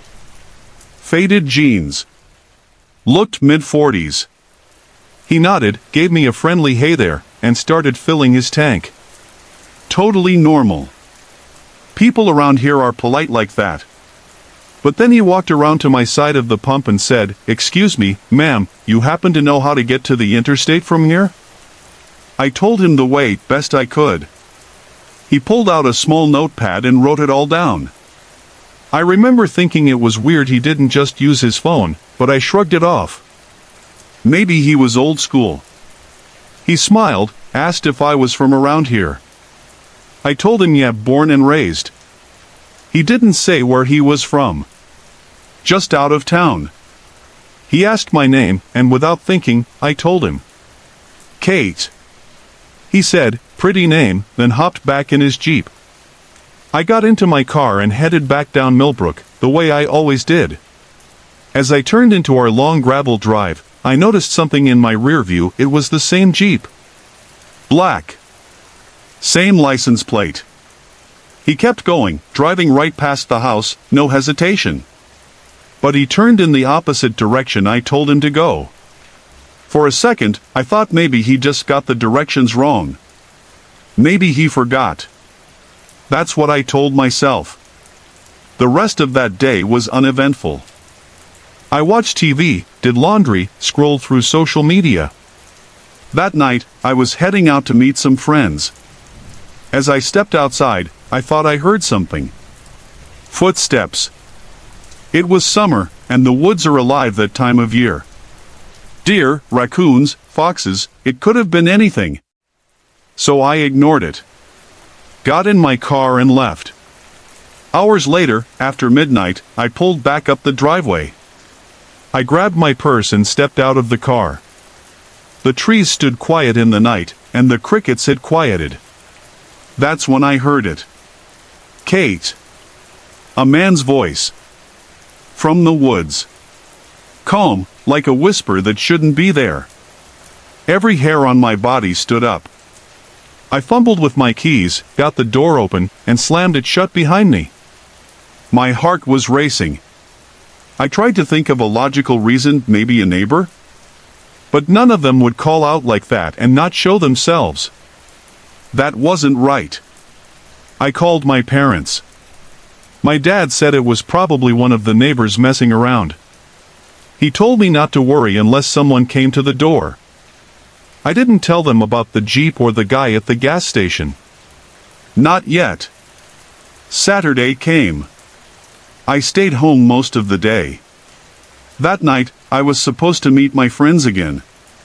As I stepped outside, dressed and ready, I barely made it 10 steps before I heard it again. Kate. Louder this time. Closer. Clearer. I ran. Slammed the door behind me and locked every bolt I could find. This time, I didn't hesitate. I called 911 and texted my parents. 2 officers came out. They looked around the property, flashlights sweeping the edge of the woods. They didn't find anyone. One of them said, "Call again if anything happens." That was it. And honestly, I didn't feel any safer. Sunday morning, I went to work. I was a waitress at Maples Grill, about 20 minutes away. I had the late shift. Left in broad daylight, didn't hear anything strange. For the first time in days, I let myself relax a little. After my shift ended, I just wanted to get home and crash. It was close to midnight when I pulled up the drive. Everything looked quiet. I parked in front of the house, opened my door, and froze. Footsteps again. Slow. Heavy. I turned toward the woods and waited. And then came the voice, once more. "Kate, Don't call the cops on me again, cutie." My heart stopped. I shouted, "You need help. You're sick," and darted inside. This time, I called the cops again. They came. Searched. Found nothing. I called my parents again. They said I should go stay with a friend. I agreed immediately. My friend Alex lived across town. She said I could stay as long as I needed. I packed a small bag, double-checked every window, made sure the porch lights were on, and peeked out before unlocking the door. The night air felt thick. I locked the door behind me and speed-walked to the car. As I turned the key in the ignition, I heard a sound right outside my door. A man. Masked. Trying the handle. I froze. Couldn't even scream. My chest tightened like I was drowning in air. He hit the window hard with his elbow. I slammed the car into drive, swerved through the yard, and tore down the driveway. I didn't look back. Just kept driving, shaking, crying, until I got to Alex's house. I had her and her dad on speaker the whole way. Her dad said he would have come to get me if he'd known it was this bad.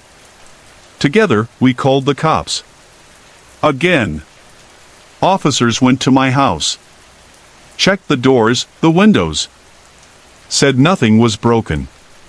One officer came to Alex's to get my statement again. This kind of thing doesn't happen in Silver Hollow. The whole department was probably activated that night. My parents got home the next evening. I stayed home that night and finally slept. I don't doubt it anymore. The man at the gas station followed me. He must have seen that I was alone. He found the house. Watched me. Waited. Maybe he thought he could get inside my head before he ever tried getting into the house. I regret giving him my real name. I regret not noticing sooner that he followed me on that road. Some people are just wrong. And they know exactly how to find the cracks in your world. That week changed everything for me. A few months later, I moved out into an apartment closer to town. A place with neighbors on both sides. A place with streetlights. I don't think I'll ever live in the woods again. Sorry to interrupt. If you're enjoying the story, let me know in the comments and tell me where you're watching from. Don't forget to like and subscribe for more.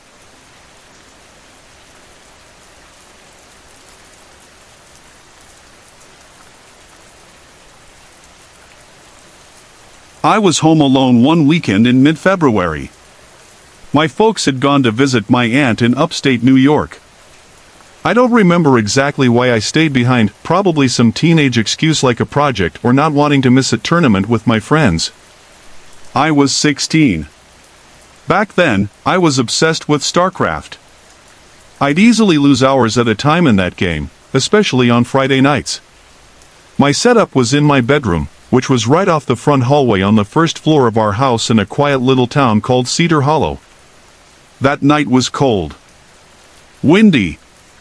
You could hear it through the old windows, even with the heater running.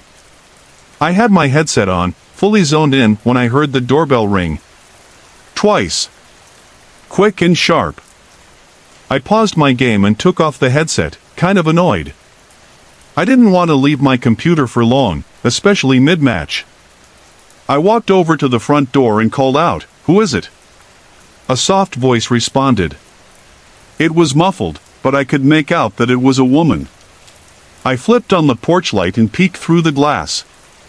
Standing there was an older woman, maybe late 60s, with gray hair pulled back in a low bun. She was smiling way too much for someone standing in the cold at 10 p.m., and she had both of her hands behind her back. That instantly put me on edge. I didn't open the inner door, just spoke through it. "Can I help you?" She tilted her head slightly, still smiling, and asked if she could come inside to use the phone. She said she was lost. Now, ever since I was a kid, my parents drilled into me, never let strangers in, not even sweet-looking grandmas. Still, I felt uncomfortable turning her away. I hesitated, then said, "There's a library 3 blocks down. They should have a phone you can use." I knew it was closed. Of course, it was late and this was a small town, but I just wanted her to leave. Her smile didn't fade, but something in her tone did. "That's very rude," she said, "to turn away an old lady asking for help." I stammered a bit and told her that my parents had a strict rule: no strangers inside, ever. I started to close the inner door while repeating sorry, and that's when it happened. Her smile didn't change, but somehow it felt wrong. Like it had never really been a smile at all. I walked back to my room, trying to shake off the weirdness, but then the doorbell rang again. Same pattern, 2 quick rings. No way I was answering again. Something about her felt off from the moment I saw her. I tried to focus on my game, but then I heard it, a clinking sound. Like something metallic tapping against glass. It was coming from the window directly in front of my desk. I had the blinds pulled down, so I couldn't see out, but I knew. I just knew. It was her. My room was the only one with the light still on. That thought alone chilled me. I turned off the sound on my computer and sat frozen, listening. The clinking didn't stop. I whispered, "Nope," to myself and got up. I left the room and sat in the dark living room across the house, just trying to think. After a few minutes, the doorbell rang again. And again. This time I felt angry. Was she really just a confused woman? Was I being paranoid? What if she really needed help? Then came the 3rd ring, and a 4th. I decided maybe I should talk to her one more time, through the door, and see if I could call someone for her. But when I opened the front door, the old woman was gone. And there was now a man standing there. He looked about 30. Clean-shaven, in a dark jacket. He gave a nervous smile through the storm door and said, "Hey, sorry to bother you. Have you seen my mom? She's not well." I blinked. "Is she the older lady who was just here?" "Yeah," he said. "She has dementia. She wandered off when I wasn't looking. I'm really sorry if she bothered you." And then, he asked, "Mind if I come in for just a sec?" My stomach twisted. He seemed normal. Calm. But something about his request just felt off. I told him the same thing I told the woman, that we don't let anyone in. We can talk through the door. He nodded, like he understood. "Do you know where she went?" I hesitated. "I think she walked around back. I heard something by my window." He thanked me, smiled again, and turned to walk down the porch steps. I watched him go. But something in me told me to double-check. I crept through the house to the back window and peeked out. No one was there. Not him. Not her. The backyard was empty, quiet. Just dark trees and a gust of wind blowing through the old swing set. That's when I truly felt it, something wasn't right. I locked every door and turned off every light. I ended up falling asleep on the couch, TV volume low, trying to convince myself I'd overreacted. But then, clink. Clink. Clink. The metal tapping sound was back. I froze. It was coming from my bedroom window again. I told myself to be brave. I got up, walked to the window, and slowly lifted the blind. She was there. That same old woman. That same fake smile. Only now, she was holding a kitchen knife, tapping it against the glass with the tip. Just gently. Slowly. Clink, clink, clink. I dropped the blind, backed away, and didn't look out again. The doorbell rang again, 4 times in a row. I didn't move. This wasn't a woman with dementia. This wasn't a coincidence. This was something else. I stayed in my bed that night. No phone. No lights. Just waited it out under the covers like I was 8 years old again. Eventually, the doorbell stopped ringing. So did the tapping. I must have fallen asleep at some point. The next morning, I called my dad and told him everything. He was proud of me for not opening the door. Everyone I told thought it sounded like a setup. Like a coordinated home invasion. Could it have been real? Could she have actually had dementia? Could that man really have been her son? Maybe. But why did he want to come inside? Why didn't he go into the backyard when I told him to?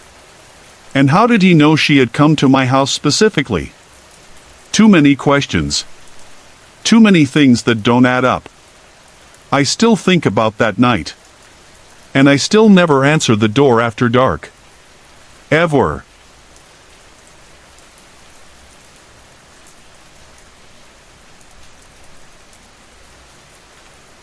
A week before recording this, something happened that rattled me more than I care to admit. It's the reason I decided to revisit this theme. My buddy Eric asked if I could dog-sit his Pomsky, Teddy, for the night. Teddy's this tiny, energetic little furball with a loud bark and way too much energy after dark. At first, I didn't think much of it when he started barking at something outside. It's just what he does. I told him to quiet down a few times, but he kept pacing near the back door, growling and barking like he was on edge.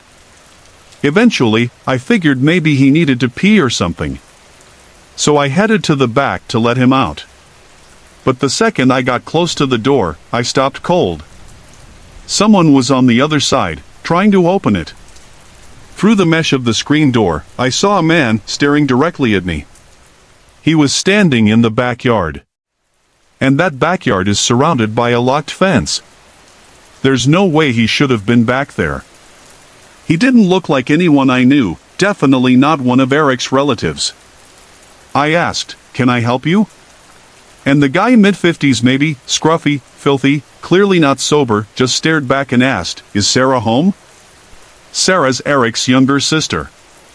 She's in her 20s. That's when the alarm bells really went off. I said, "You've got the wrong house. There's no Sarah here. You need to leave." He tilted his head, smirked, and said, "You sure about that?" That's when I told him there were cameras all over the place and I was calling the cops. He backed off and disappeared into the night without another word. Later, Eric asked Sarah if she knew who the guy could have been. She had no clue. Said he looked like a total stranger, maybe homeless, maybe drunk, maybe worse.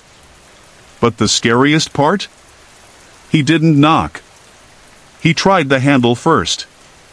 He was planning to let himself in. Makes you wonder what would have happened if the door hadn't been locked. Have you ever had someone try to open your door like that?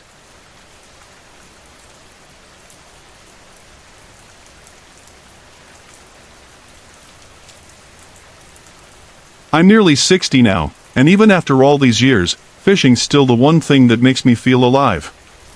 It's quiet, it's steady, and it keeps me grounded. My kids are all grown, scattered across the country, living lives of their own. And the old house? It's silent most days. You could hear the tick of the kitchen clock from the upstairs bedroom. Some days I miss the chaos, those backyard games of catch, the barbecues, the laughter. But life moves forward whether you're ready or not. These days, I mostly fish alone. Used to go out with some college buddies, but it's rare we sync up anymore. It's fine. I've gotten used to it. There's something peaceful about solitude. I haven't left Oregon in over 15 years. Folks always talk about exotic places, but I don't see the point. We've got some of the best lakes in the Pacific Northwest. Deep, quiet, cold. Just how I like it. It was mid-April, one of those crisp, early spring mornings where the frost still clings to the grass, but the sun promises warmth later. The kind of morning that smells like pine needles and damp earth. I wanted somewhere extra secluded that day, so I chose a small lake up near Pine Hollow. No signs, no name. Just a clearing in the trees and water still enough to mirror the sky. I got there about an hour before sunrise. pulled my old kayak off the roof rack, strapped on my life vest, and eased into the water. I paddled out to the center, just as hints of orange and pink began bleeding into the horizon. For a moment, it felt like nothing else in the world existed. Days like that, clean air, calm water, they're priceless. A little cold, sure, but I've got that old man resistance to weather. I was after largemouth bass that morning. My plan was to start near the outer weed line and work my way in. I had my trusty medium-action spinning rod with 9-pound monoline and a 4-inch rubber worm on a wacky rig. It always does the trick. I was just about to cast when I noticed something odd across the lake. There was movement on the far shore. Subtle, slow. I squinted but couldn't make it out. I figured maybe it was another early riser like me, but something felt off. Curiosity got the best of me. I reached into my gear bag and pulled out my birdwatching binoculars. Through the lenses, I saw 3 people, hoods up, faces hidden. They were clustered near the water's edge, digging. My first thought was maybe they were planting something. But it wasn't that. They weren't burying. They were unearthing. One of them pulled something out of the ground, something I couldn't quite see. Then the others did the same, all lifting objects from the same hole. I couldn't make out what they were holding, but the way they moved, there was urgency. Then they started tossing things into the lake. One by one. Each splash echoed louder than it should have. That's when I felt it, that instinctual twist in your gut. Something wasn't right.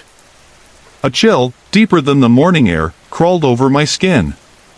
I ducked slightly in my kayak, trying not to be noticed. Thankfully, after a few minutes, they disappeared into the forest. I considered just packing up and going home. But I couldn't let it go. Something about the way they moved, the secrecy of it all, it stuck in my head. When I was sure they were gone, I paddled over to the spot. My hands were shaking, but I had to know. I stopped at the area where I thought they'd been tossing things and started fishing for something else. For over an hour, I dragged my line with no luck. I tried different angles, different hooks. Nothing. Then I remembered something. I'd left my old depth finder in the back of my Subaru. It had been years since I used it, but I knew it still worked. I paddled back, retrieved it, and returned. I scanned the bottom. Mostly mud and weeds, until I found a hard blip. Metal. Definitely not natural. I marked the spot mentally, switched to my largest hook, and began a slow, deliberate drop. My fingertip tracked the line as it sank. Years of experience sharpened my senses. Then a tug. Just a whisper of resistance. I kept my movement soft and steady, coaxing it upward. And finally, the line snagged. I reeled it in slowly, carefully. The surface broke, and I froze. It was a gun. Black. 9mm, heavy. I stared at it for a long time. I didn't touch it directly, just scooped it carefully with the net and laid it in the hull beside me. I didn't try for anything else. My heart was racing now. Every splash, every bird call made me jump. I paddled ashore like the devil was on my tail, pulled my phone from the glove compartment, and called the sheriff's office. They responded fast. Turns out rural counties take stuff like this seriously.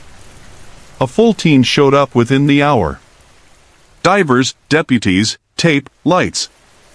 They found more. A bundle of old keys on a ring, 7 in total. A cloth bundle filled with foreign coins, Russian, Turkish, maybe something older. And a silver locket. Water damaged, but still intact. The photos inside were blurry. Faded faces behind fogged plastic. I stuck around to watch the whole thing. I needed to know what was at the bottom of that lake. I needed confirmation that what I saw was real. They promised to update me if anything linked back to a case. But I never heard from them again. Weeks passed. Life returned to its quiet rhythm. Until one night. I was dozing in my recliner. A cold front had moved in, wind pushing against the windows, dry leaves scraping across the porch. Around midnight, I heard voices outside. Low. Tense. That's the car. I'm sure of it. I froze. My blood turned to ice. They didn't knock. They didn't try the door. But I heard the soft crunch of footsteps circling the house. Once. Twice. Then silence. I called the sheriff again. Filed a report. They sent a car by the next afternoon, took a few notes, then left. I never got a follow-up. But I know what I heard. And since then, I've always felt watched. Like something's keeping tabs. Waiting. I've replayed that morning 1,000 times. Why dig something up only to throw it in the water? Were they trying to hide evidence? Were those things cursed or tied to something darker? And why come back? I don't have answers. Only questions. And a growing fear that whatever I saw that morning wasn't meant to be witnessed. Hey everyone! I put a lot of effort and heart into creating these videos just for you. If you're enjoying the content, I'd love to hear from you. Drop a quick comment below and let me know where you're watching from and what time it is for you right now. Your support means the world to me, and it keeps me motivated to bring more awesome videos your way.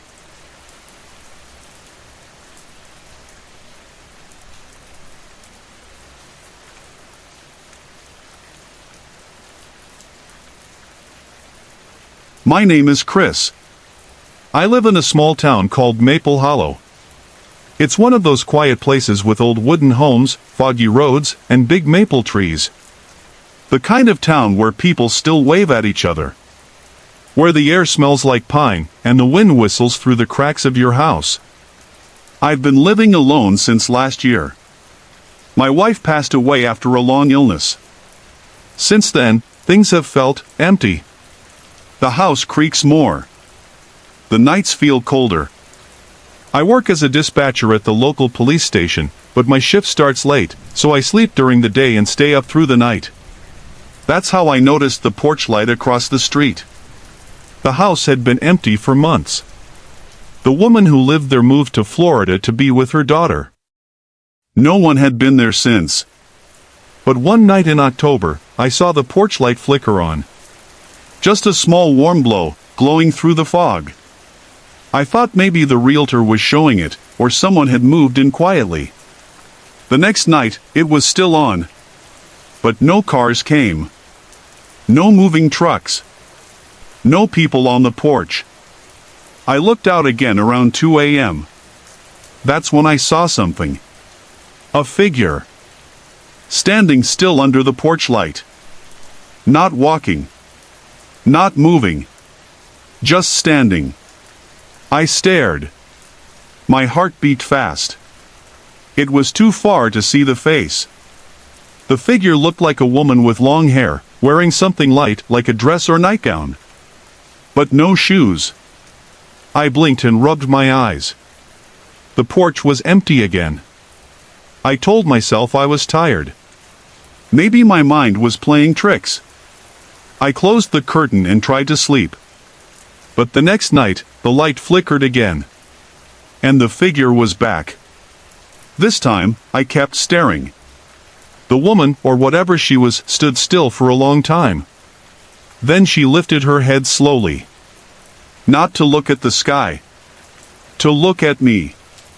Across the street. It felt like she was staring straight into my house. I stepped back from the window. The light went out. I didn't sleep that night. The next morning, I walked over there. Just to check. The grass was tall. The porch steps creaked when I tested them. I knocked. No answer. I peered through the windows. The house was still empty. Dusty. Furniture covered in sheets. No signs of life. I looked at the porch light. The bulb was missing. Later that evening, around midnight, I sat on my couch with the curtains open just a little. I didn't want to look, but I couldn't help it. The light was on again. This time, it blinked. Once. Twice. 3 times. Then the figure appeared. But it wasn't standing on the porch. It was in the yard. Closer to the street. Still. Barefoot. Head down. Hair over her face. I froze. I reached for my phone and dialed the station. Just in case. Maple Hollow Dispatch, my friend Lauren answered. It's me, I whispered. Something weird is happening outside my house. Can you send a patrol? What's going on? She asked. I paused. I didn't know how to explain it without sounding crazy. Just send someone, I said. I looked back out the window. The figure was gone.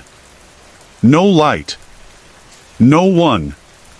When the patrol car arrived, they didn't find anything. The officer walked the property, checked the doors, even shined his flashlight through the windows. Nothing. No signs anyone had been there. But I know what I saw. The next few nights were quiet. No light. No figure. I thought maybe it had ended. Until Halloween night. The wind was cold and sharp. Leaves blew across the road. Kids had finished trick-or-treating and gone home. The street was quiet. Too quiet. At 3:13 a.m., I woke up. My room was freezing. I went to the window. The porch light across the street was glowing again. And the woman was on my side of the street. Standing on my lawn. Closer than ever. I stepped back, panic rising in my chest. I grabbed my phone. It slipped out of my hand and hit the floor. By the time I picked it up and looked out again, she was gone. I checked all the doors. I turned on every light in the house. I sat in the corner of the living room until sunrise, clutching the phone, ready to call again. When daylight finally broke, I stepped outside. My lawn was wet with frost. But right there, by the porch steps, were 2 bare footprints.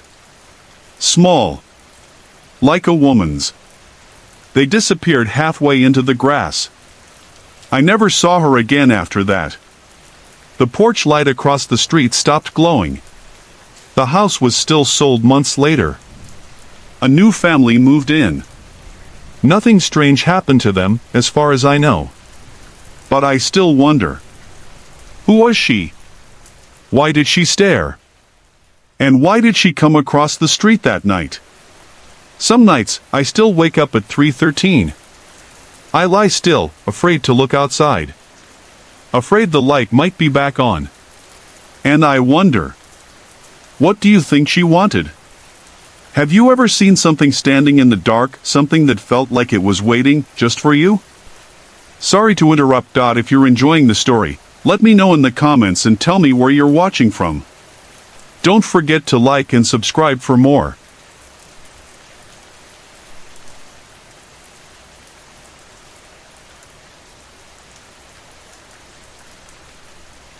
There's a town called Miller's Grove. It's small. Just a few stores. 1 gas station. A quiet place where people know each other. It gets really cold in October. The leaves turn orange and red. The wind makes them dance across the road. The streetlights flicker at night, even when there's no storm.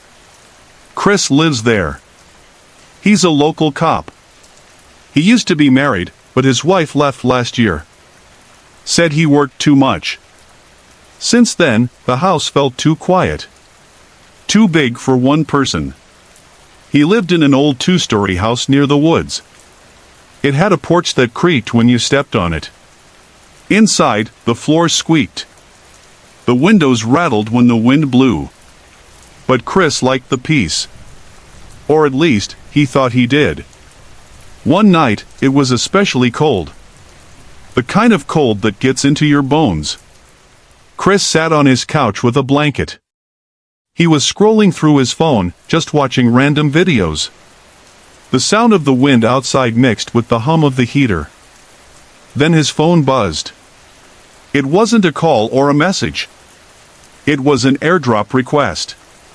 The name was just _. He didn't recognize it. He clicked decline. He was alone. He lived far from anyone. No neighbors nearby. A few seconds later, it buzzed again. Same request. Same name. This time, he clicked accept. Maybe it was a glitch. A photo downloaded. It was a picture of his own house. The porch. The light above the door. The wind chime his wife left behind. It had been taken just moments ago. The porch light was on in the picture. He froze. Chris got up and walked to the window. Looked out. The porch light was off. He stepped outside, flashlight in hand. The wind howled. The trees swayed. Leaves scattered across the driveway. He didn't see anyone. No cars. No footprints.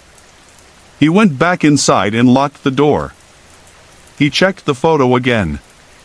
Now there were two. A second photo had appeared.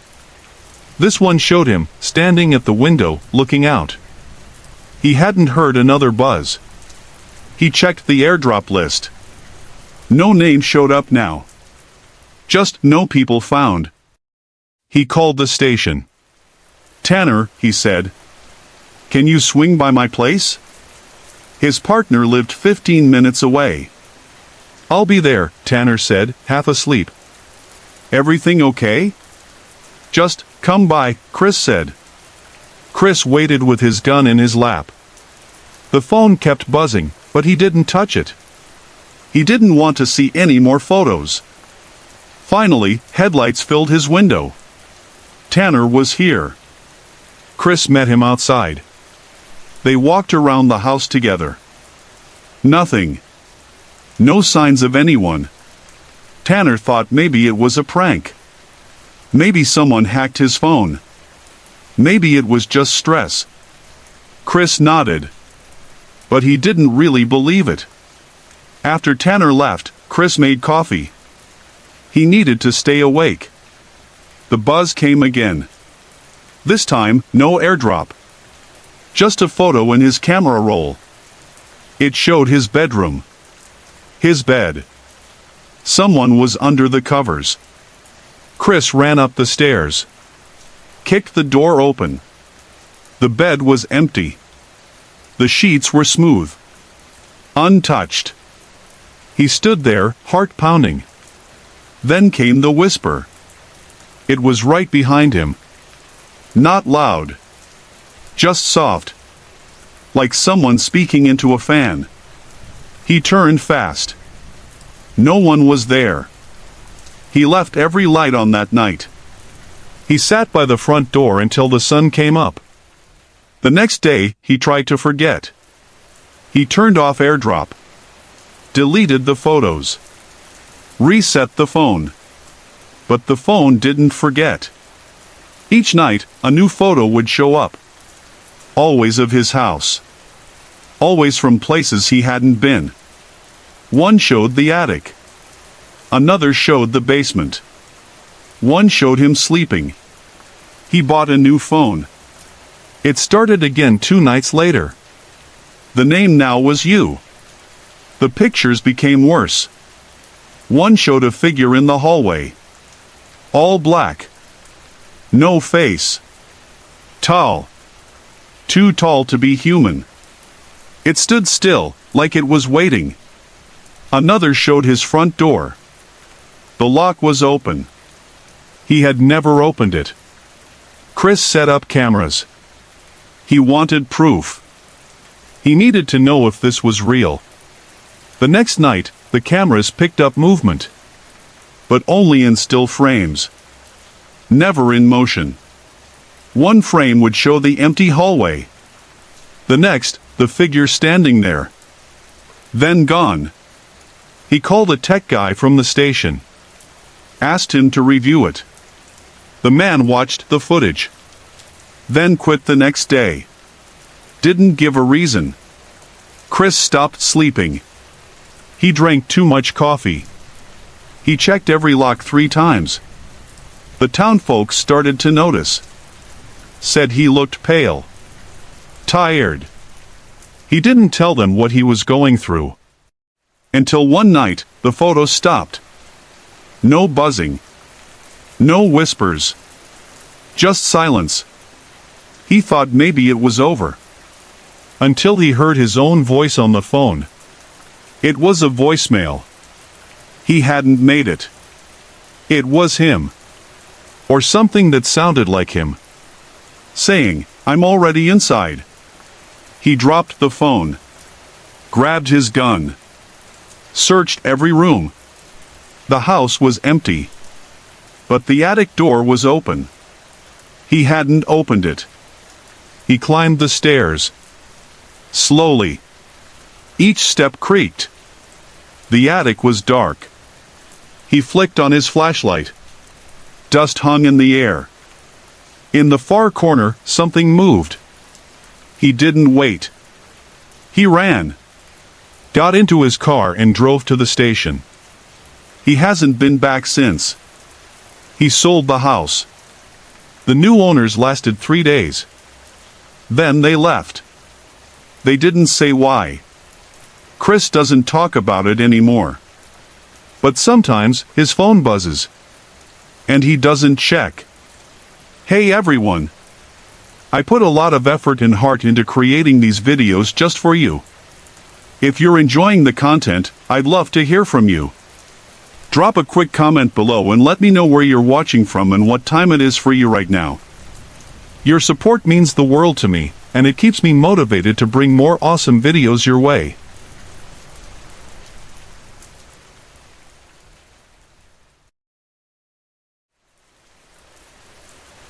They told us to change all the names. They scrubbed the location from every report. But no matter how much you erase, the fear stays. It was late. The kind of night where the stars vanish behind thick fog, and every sound seems louder than it should be. I felt my pulse hammering in my chest as our military truck jolted off the cracked pavement, crashing through layers of brush and brittle trees. The mission had started like any other until we got that broadcast. Weeks had passed since Echo Teen went missing. Vanished without a trace. Then, out of nowhere, a garbled signal came through the comms, weak, broken, but alive. That alone should have been good news. But the message wasn't words. Just numbers. Over and over again. A voice on loop that didn't sound quite human. I tapped the headset. "Sarge, you sure this is the place?" "Confirmed by command," he said. "Lock and load." The truck rolled to a stop. Fog twisted around the tires like it was alive. We stepped out, weapons raised. The silence was unnatural. Not quiet like a peaceful town. Quiet like something was waiting. The base had once been a military operations center. Now, it looked like a horror movie set, windows smashed, doors hanging loose, furniture tipped and broken. Our boots crunched over glass and gravel. Empty coffee mugs, blood-soaked bandages, and shell casings scattered everywhere. It looked like people had tried to fight. And failed. Sarge motioned with 2 fingers, keeping his voice low. "Stay tight." The buildings were hollow now. No voices. No life. Just the ghost of what had been. The further we walked, the louder that signal got. The radio static buzzed inside my ears like a fly I couldn't swat away. And beneath it, always, that same pattern of numbers. Over and over. 5, 8, 2, 4, 7. 5, 8, 2, 4, 7. We followed the sound to the main command building. The front entrance was cracked open like someone had left in a hurry. Inside, it was stale. Like the air hadn't moved in days. One emergency light blinked on the console. Red, red, red. The radio speaker pulsed again. 5, 8, 2, 4, 7. Corporal Mia leaned in beside me. Her voice was barely a whisper. "What does it mean?" "No idea," Sarge muttered. But if anyone knew, it was Commander Ellis. He had led Echo Team. He had gone missing with them. We pushed deeper into the base. Room by room. Nothing but wreckage and silence. Until we reached the old science wing, the lab. The door was barely attached. It swung with the wind, moaning on its hinges. The smell hit us first: metal, bleach, and something dead. Inside, broken equipment littered the floor. Paperwork scattered like someone had tried to grab what they could, and then gave up. That's where we found them. Bodies. Not whole. Not right. Not shot. Just dead. Eyes wide, mouths open, like whatever they saw had scared them to death. Mia gagged. I couldn't blame her. Then she froze. "Over there," she said, pointing to the corner. Among the shattered glass and toppled shelves lay another figure. A man. Uniform torn. Face half in shadow. Commander Ellis. His hand clutched a notepad. In shaky ink, one thing was written. 58,247. Below it, a sentence. "They're coming for us." I felt like my chest caved in. All this time, we thought the broadcast was a call for help. But it wasn't. It was a warning. We weren't here to rescue anyone. We were next. The air turned colder. The fog pressed against the lab windows like it wanted in. Outside, we could hear nothing. Not a bird. Not a breeze. Only the numbers. Panic kicked in. We bolted out of the lab, our gear clanging as we ran. I could barely see the trail back. The fog was everywhere now, thick and endless. And then, as we reached the clearing, someone stepped out of it. A figure. Human-shaped. But wrong. Just standing there, blocking our path. Every instinct screamed to run. "Go! Now!" Sarge shouted, pushing me toward the truck. We piled in. Mia's hands were trembling as she grabbed the radio mic. "This is Alpha Unit. Emergency evac needed. Zone Echo. Mayday, Mayday. Do you copy?" The line was dead. And then, the numbers again. Louder. Faster. Growing. 5, 8, 2, 4, 7. 6, 5, 4, 3, 2, 1. I don't know if we were imagining it, but in that moment, I felt it. Something was coming. Not just toward us, but through us. We drove. Faster than we should have. The fog swallowed everything behind us, including that figure. But its presence clung to us. No one spoke. No one blinked. We just listened as the numbers faded into static. And then, silence. At sunrise, we were far away from the base. But none of us felt safe. Not really. "We need to go back," Sarge said. "Why?" I asked, even though I already knew. "To find out what those numbers mean. What happened to Echo Team?" I nodded. Because I couldn't stop thinking about their faces. The fear in their eyes. Something happened there. Something not human. Something no one wants to admit is real. But it is real. And the numbers still echo in my head. They always will. Whatever happened in that base, it wasn't the end of the story. It was the beginning. Sorry to interrupt. If you're enjoying the story, let me know in the comments and tell me where you're watching from. Don't forget to like and subscribe for more.